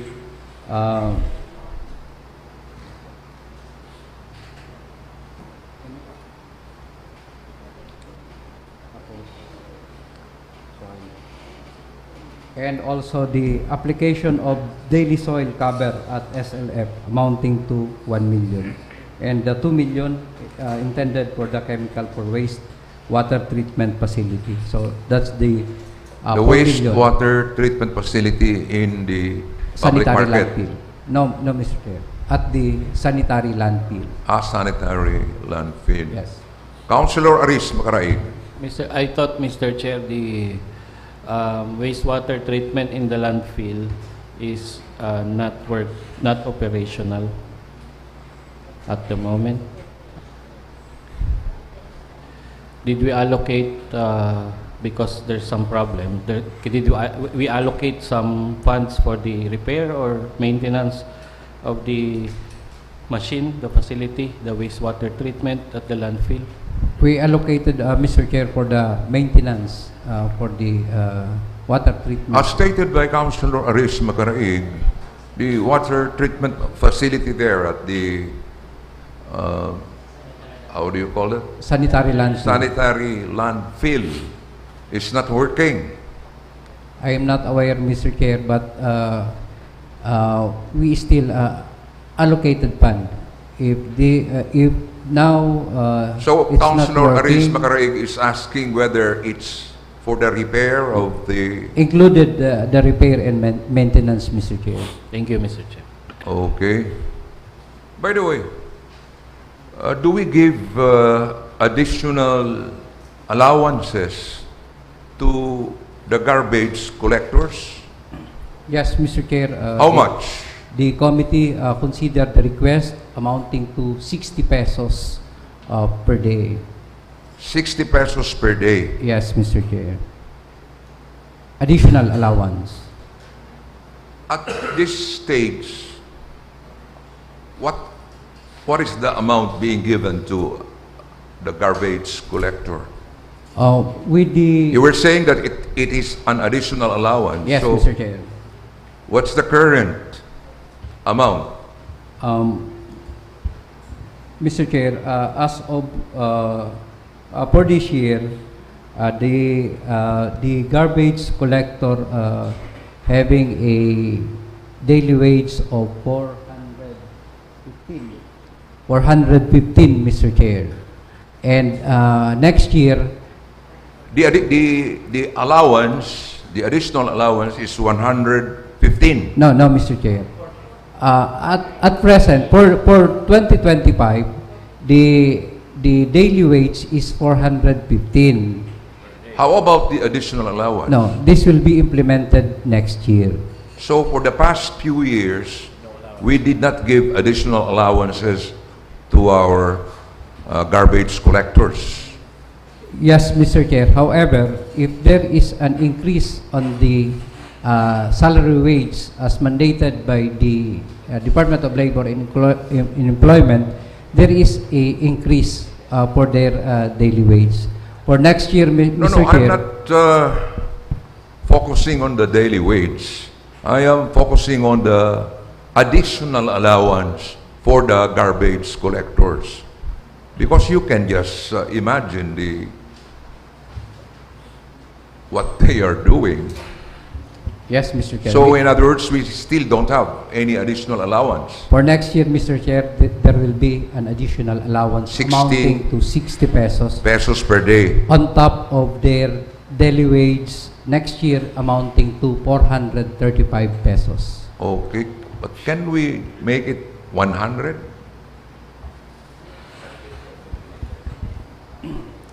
We are amenable, Mr. Chair, but subject to the availability of funds. How many garbage collectors do we have right now? We have 100, almost 100, and almost 100 street cleaner. 100 garbage collectors. Yes, And they are rendering service for how many hours? 8 hours a day. 8 hours. All the while I was thinking that they had to render service just for 4 hours. No, Mr. Chair. So they Same. also had to render service same. for 8 hours, and they are not receiving additional allowance. Before, Mr. Chair. Okay, so for 2026, we will be giving an additional allowance of 60 pesos per day. Yes, Mr. Chair. That's clear enough, okay. Councilor Maria Corazon Peñaflor.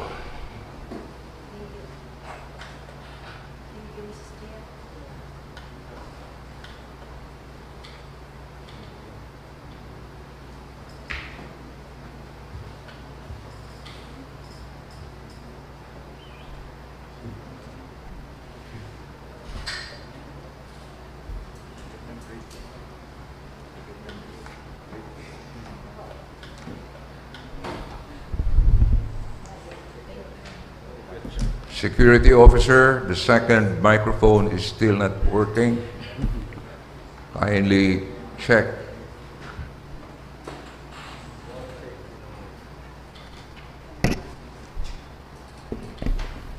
You can't find any other microphone? Thank you, Lucy. Thank you, Mr. Chair. Okay. I just want to inquire if the financial assistance of these barangay street cleaners are already included in this SWAMO allocation fund. We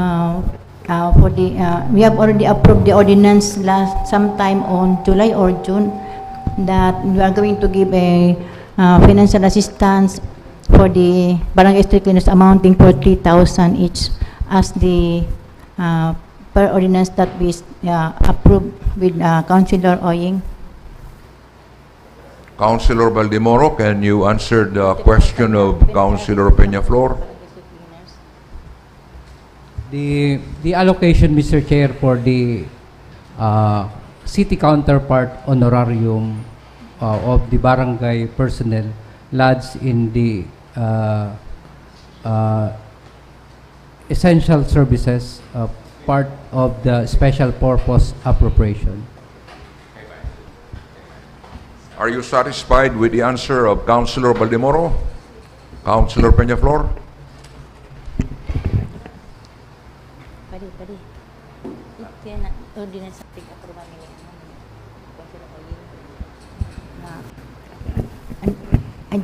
I cannot understand, but I mean is that I am a follow-up question for the financial assistance for the barangay street cleaners amounting to 3,000. Councilor Baldemoro? Mr. Chair, that was not taken up during the budget hearing pertaining to the ordinance granting 3,000 pesos. But may we know from the City Budget Office if it is included in the essential services? So the point of the President of the Liga ng mga Barangay is for the granting of 3,000 pesos for what? For financial assistance for the barangay street cleaners. Barangay street cleaners? Yes. That we will be giving 3,000 per barangay street cleaner? Yes, Mr. Per Chair. For 27 barangay? For 27 barangay. Okay, the acting city budget officer, Amy Velasco. We have suspended the rules a while ago. Good morning po. It was not discussed during the budget hearings. We were expecting it to be tackled, but it was not discussed. And under the special purpose appropriations, there is this essential community services amounting to 53 million, but they're also not included in this budget. So the request of Councilor Peñaflor has not been included in the budget. Yes, Mr. Chair. Councilor Peñaflor, there are how many street cleaners in a barangay? For instance, in Calawag, where I lost... in Calawag, we have 8. But now, Mr. Chair, during the deliberation of this ordinance, it was being moved that the allocation fund will be on this 2020 on this year 2026. So we are expecting it already to give them to the okay, I barangay believe street cleaners, indigent barangay street cleaners. the acting budget officer is listening to your plea that please include the barangay street cleaners. How much does a barangay street cleaner receive in the barangay government? In our barangay, we allocate 4,000 each, but in other barangay, they are just giving 700, 500. So we make an ordinance that will be for all indigent street cleaners because they are indigents. Did you come up with the ordinance? Have you crafted that ordinance? Yes, it was already approved last year. So it was approved last year? Yes. This year, I mean, this year. rather this year. So Sorry. in effect, we have an ordinance, Madam Budget Officer. We have an ordinance mandating us to allocate a certain amount for the barangay street cleaners. Indigent street cleaners. May we get the response from the acting city budget officer? I think Councilor Rosales will help me to with this problem. How's that again? Yes, Councilor Rosales? Friend. Mr. Chairman, I'm asking our SWMO head the amount which he is estimated to be funded to for the needed funds of the city counterpart for the barangay street cleaners. So I'm trying to determine how much is needed. So, do you have an idea, the budget officer, the total amount which should be allocated in order to address the concern of Councilor Maria?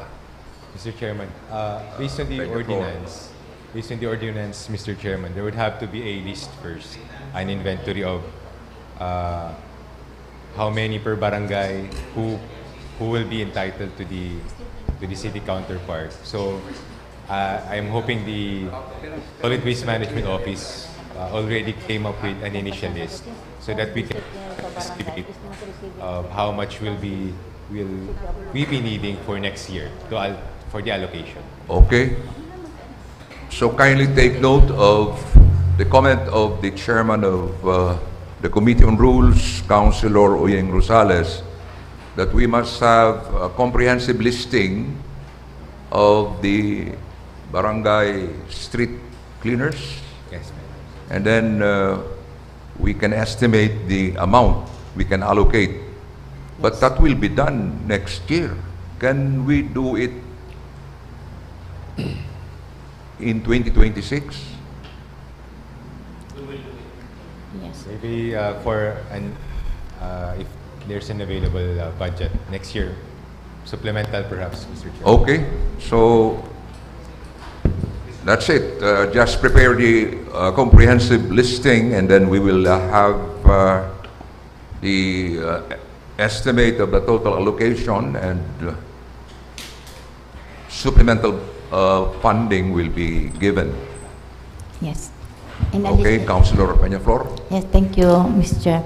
In addition with this, it is we are since the street cleaners of our barangay is the most indigent families that are working in barangay. They are not receiving a counterpart financial assistance to the city of Naga. That is why we are pursuing this ordinance to please allocate funds for this barangay street cleaners of 27 barangay of Naga City. Thank Yes, you, Mr. Chair.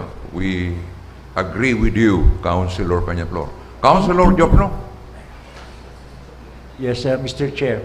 I just want to be clear if when we talk about street cleaners, are we in fact referring to street sweepers also? Yes, that's a question.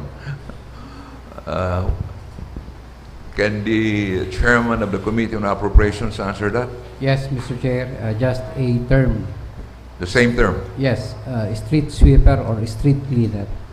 I propounded the question to Councilor Elmer Baldimoro because before he became very famous, he was a barangay official from the SK up to barangay captain. So the same.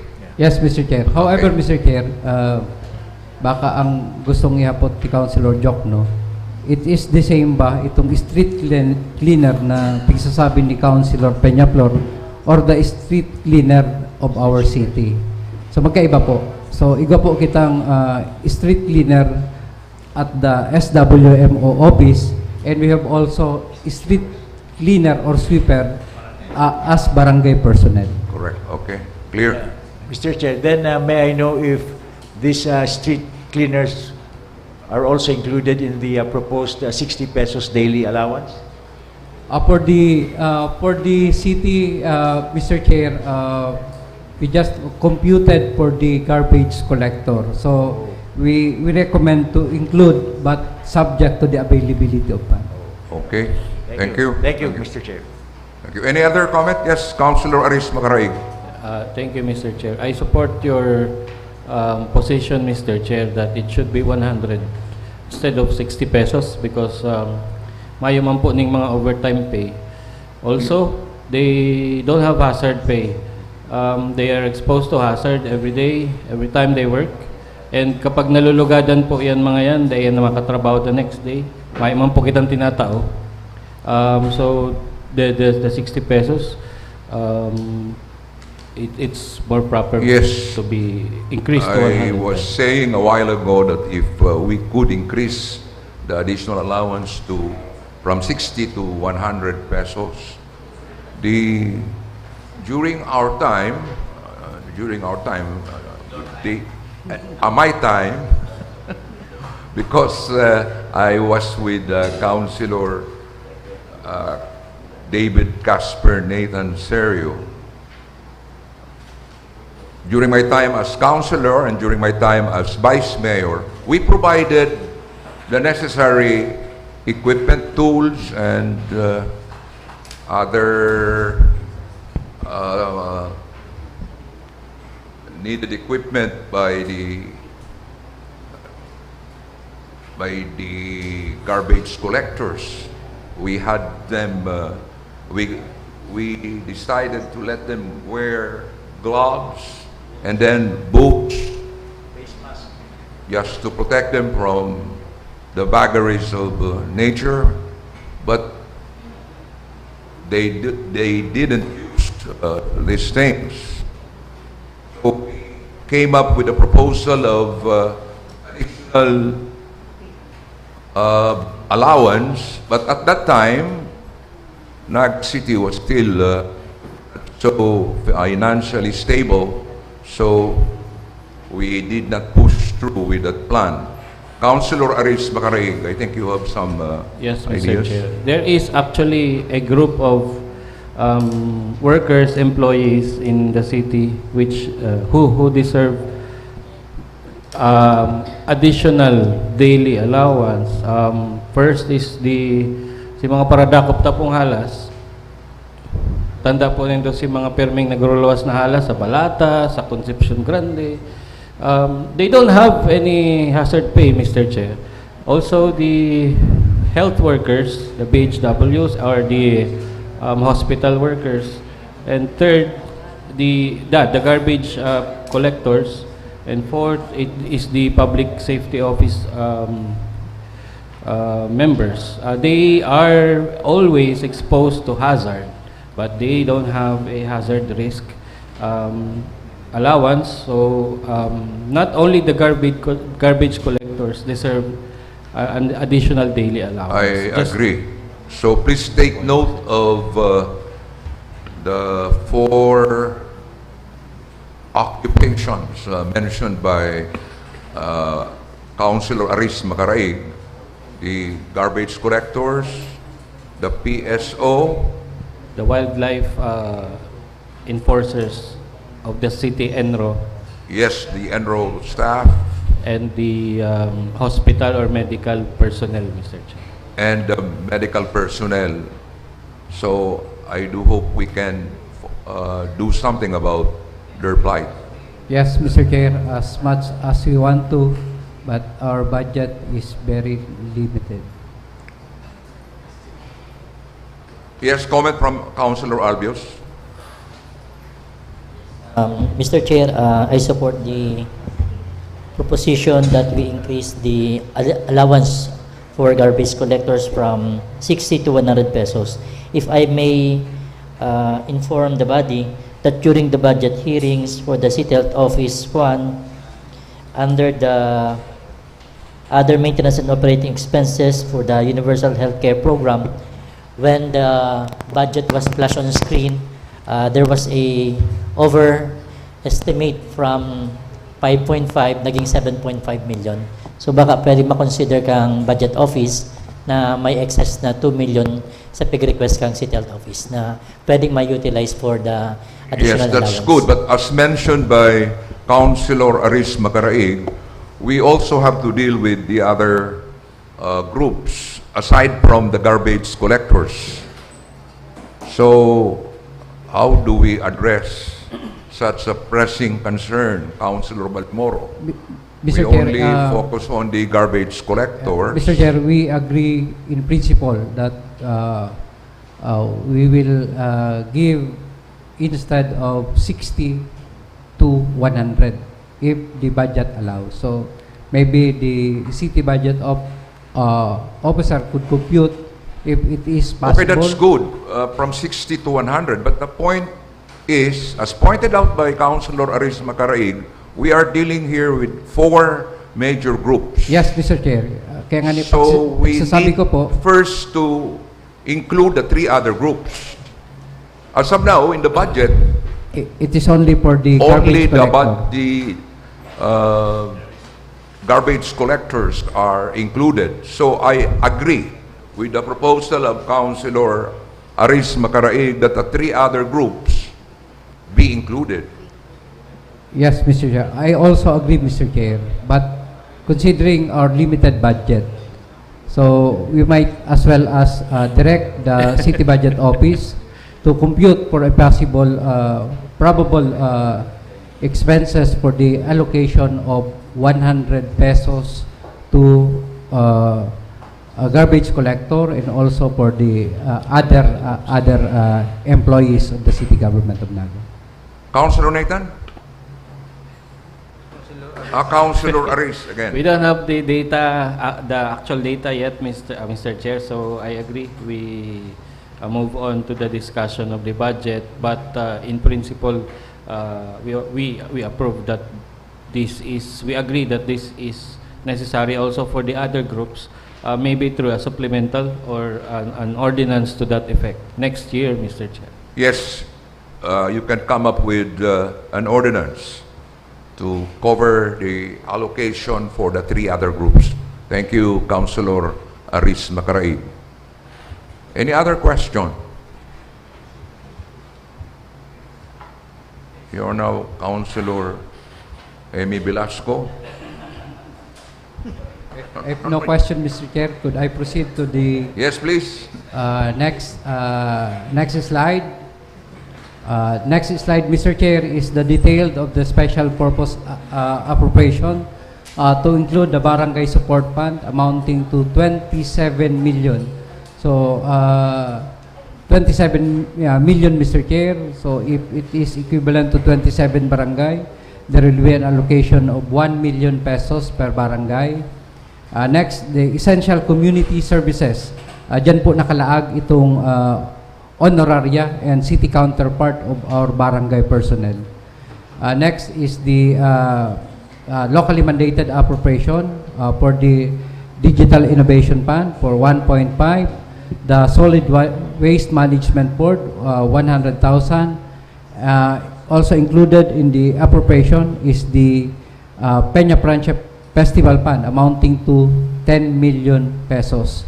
There is also allocation for the public safety and order programs, the Naga City Anti-Drug Task Force, 200,000, the Naga City Resilience Council, 200,000.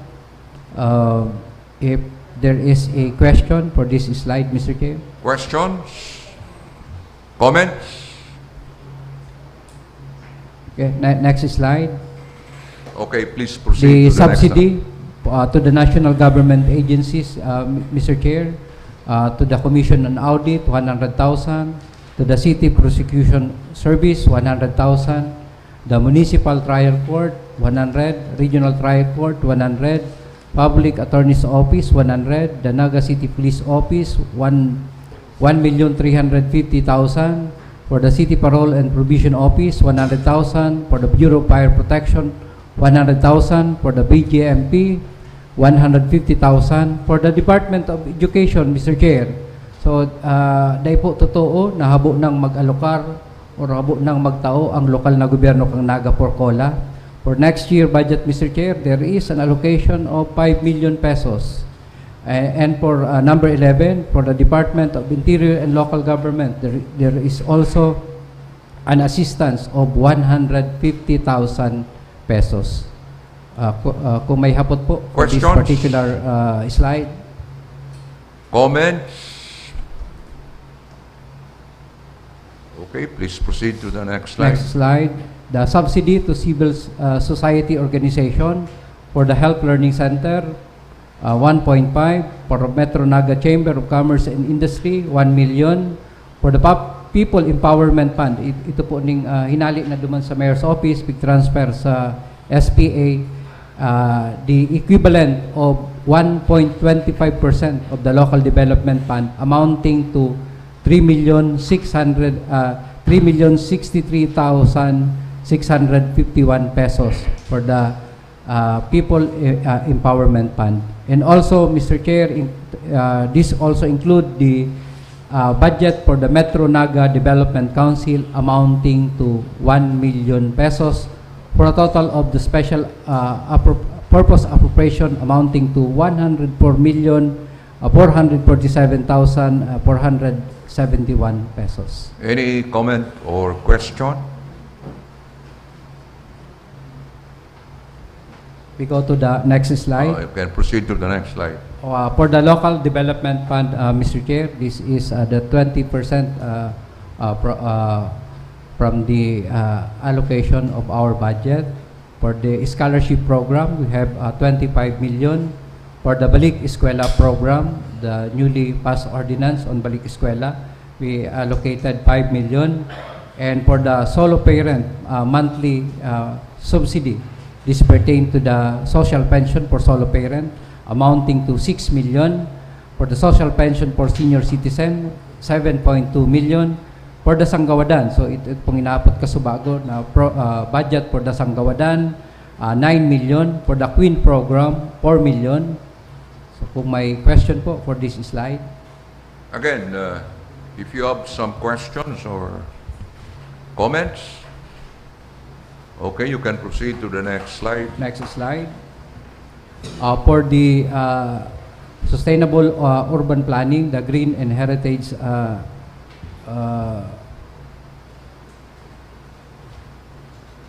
corridor and at Berlin Street, there is an allocation of 12 million for the public health program, the drugs and medicines.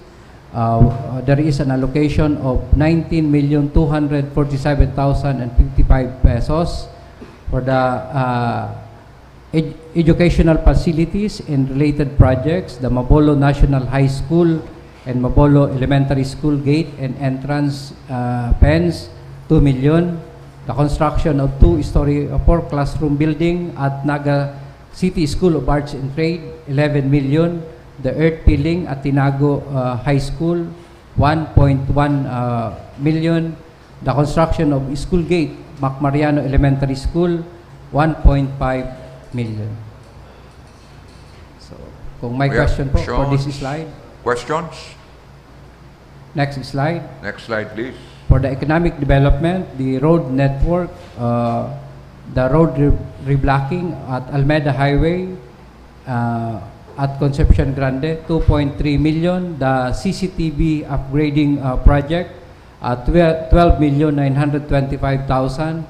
For the maintenance of our street lights, 10 million. The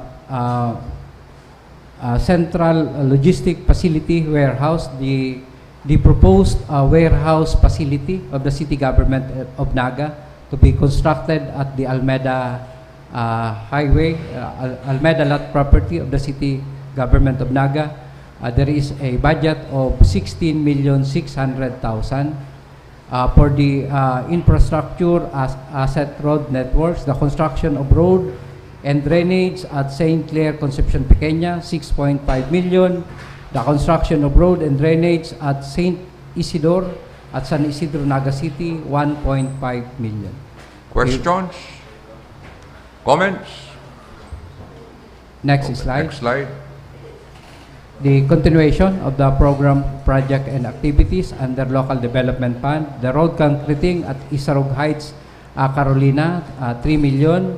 The road concreting and drainage at Mabolo, 3 million. The road concreting and drainage at Guababil, Abella. Ang Guababil, Mr. Chair, ito yan, Bayawas. Bayawas Street, 400,000. The slope protection and road concreting at Del Rosario, 1.5 million. Road concreting and drainage at Palmera, Cararayan, 1 million. And the other flood mitigating program or projects, drainage at Golden Roseville, Bagumbayan Sur, 3 million. The drainage at Uswag, Balatas, 700,000. Again, any question or comment? Okay, please Next proceed to slide. the next slide. The drainage at Palmera, Cararayan, 500,000. The drainage at Palmera 1, 500,000. Drainage at Palmera 3, also 500,000. The debt service for the payment for our debt at the DBP, 77 million, for a total of 248,072.65 pesos, Mr. Chair, for the local development. Any question? The debt service is 77 million. Yes, Mr. Chair. Do you have any comment? Okay, next. For the DRRM, Mr. Chair, we have 30% quick response fund amounting to 31,535,354, and for the 70% disaster prevention and mitigation, preparedness, response, and rehabilitation and recovery, we have a lineup of project, Mr. Chair, for the drainage and slope protection, drainage and cross drainage at Camya Street, Calle 13, Bagumbayan Norte, 5.5 million. The drainage and cross drainage at Abella to Santo Niño Street, 1.9 million. The drainage at Salongigi Road, near Mabagos, Cararayan Road, in Barangay Cararayan, 4.5 million. The RC pipe drainage and cross drainage from Urban Balatas to Yabu River at 7.2 million. The installation of flood screen and clearing of debris at Sagup Creek, back of Yamaha Concepcion Pequeña, 250,000. And the drainage and riprap at Kanda Street going to Doña Clara Village, 2 million pesos. Any comment or question? Next slide, please. The rehab of drainage at M. Castro Street, 8 million. The drainage main canal sa Guitarri Street to Sol Street at Concepcion Grande, 8 million. The drainage system at Mabolo Elementary School, 1 million. The rehab of Manga Creek outfall at intersection Magsaysay cross drain, 1.5 million. The Ramon Diaz Vista Mall cut-off gate to Yabu River, 600,000. The Del Rosario Irrigation Canal gates, 1.5 million. The garbage interceptors, 1.5. The drainage at Plaridel, Tabuco, 700,000. The drainage at Sabang Elementary School, 600,000. And the RC pipe drainage at Canuto Compound, Concepcion Pequeña, 400,000.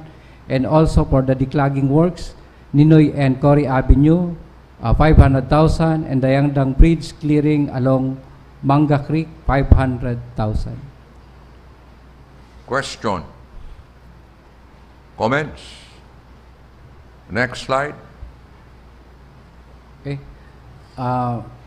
retrofitting and maintenance of Coal Country Bridge, there is an allocation of 1 million pesos. The insurance for responders and rescuers, 200,000. The calamity insurance premium for our facilities, Mr. Chair, 3.5 million. The social insurance allocation of 3 million. The DRM research fund amounting to 1 million pesos, and the conduct of review and upgrading of barangay contingency plans amounting to 200,000. For the disaster preparedness, the early warning system package amounting to 10 million pesos, and the joint operation center 1 million pesos. Again, comments or questions?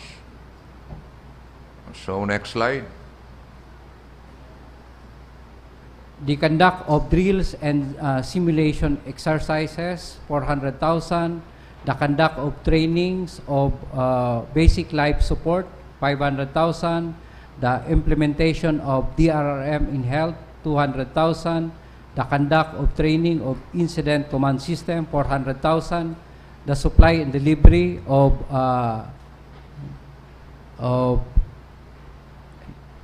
trainer kit, 200,000. The repair and maintenance of emergency and rescue vehicle, 150,000. The supply and delivery of stockpile food supply, 600,000. And for the disaster response, activation of emergency operation center, 1,442,047, and the deployment of search, rescue, and retrieval teams of 200,000. Again, any question? Councilor Nathan Serio. Thank you, Mr. Chair. Day ko aram kung maluya lang ang mata ko. Saradit ang pagkasururat dyan sa inugan. Or may problema na ang pagdangog ko. Igwa tabi kitang pig-allocate na kwarta para sa market na ano itong apod kaya? Retrofitting, something?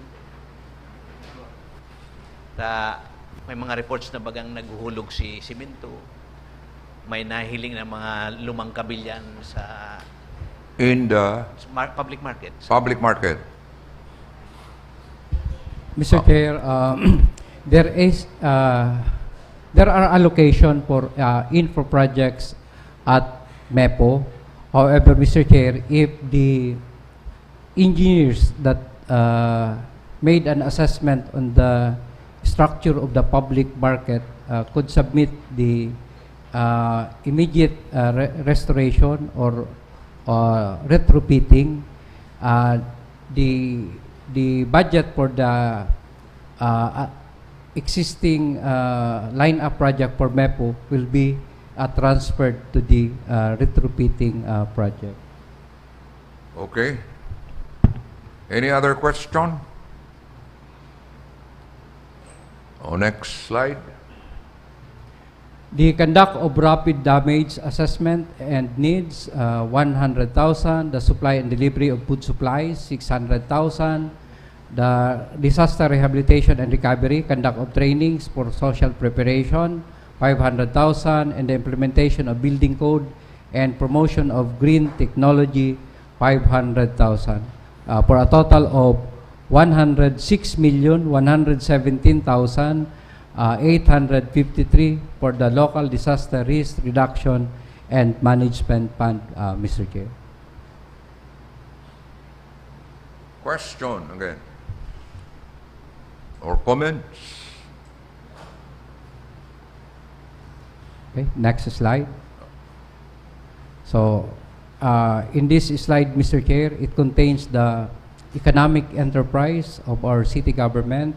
So, for Naga City General Hospital, there is allocation of 189 million. For the MEPO, 67 million. For the Naga City District Abattoir, 28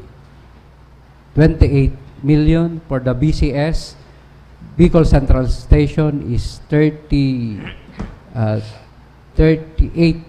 million.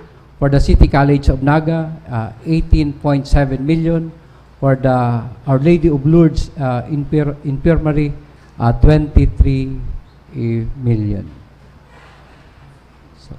So in these business enterprises, the only business enterprise which is providing us with some income is the BCS.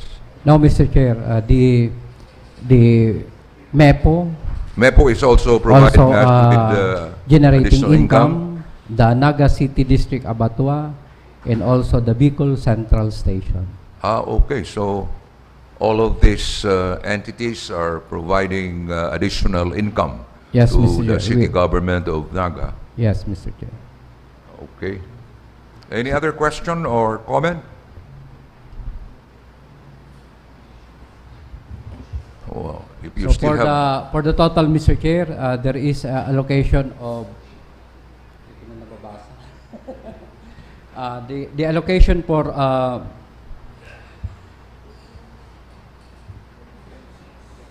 sige. Okay, shall we take a break? No, Mr. Chair. 2 You don't minutes. want to take a break, huh? Mr. Chair, for the personal services, we have an allocation totaling the amount of 855,415,617 and 92 centavos. For the other MOOE, 994,450,192 and 8 centavos. And for the capital outlay, 272,491 and 249 for a total amount of our 2026 budget of 2,357,059 pesos. With that, Mr. Chair, I move for the approval of the 2026 annual budget. Any objection? Second. There being none, the motion is approved. Thank you, Mr. Chair.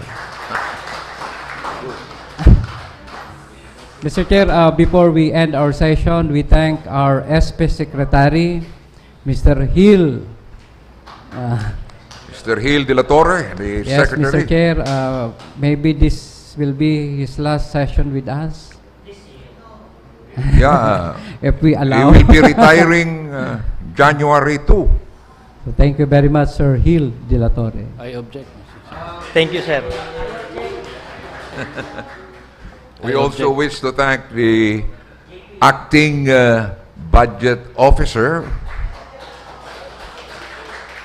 Someday you will become a councilor and occupy that space. We wish to acknowledge the presence of Mr. Willie Prilles of the City Planning and Development Office. Okay, so motion to... Mr. Chair, so in behalf of the Committee on Appropriation, together with the officers for the preparation of the 2026 budget, mabalos na maray, Mr. Chair. Motion to adjourn. Move to adjourn, Mr. Chair. Adjourned.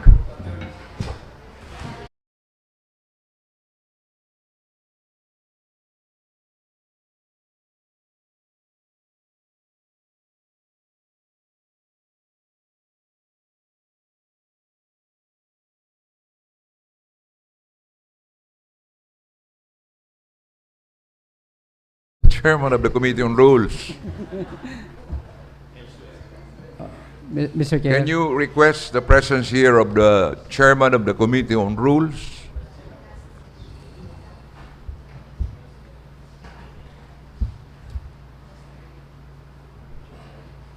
It's 2.122 billion pesos. Last year, how much? 1.8. 1.8. 1.8. 1.8.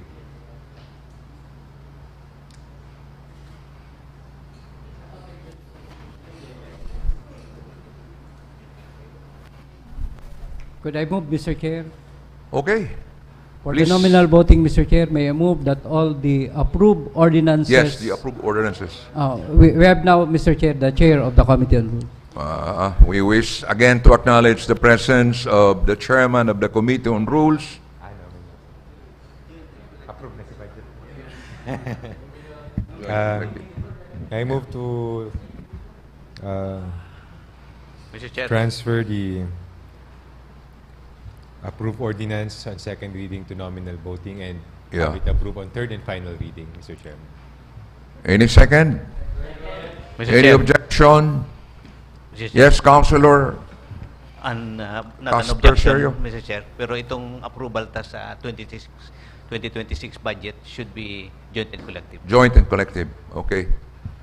The approval of the 2026 city government of Naga budget will be on joint and collective motion. Motion to adjourn. Merry Christmas! Hindi ka nag-adjourn.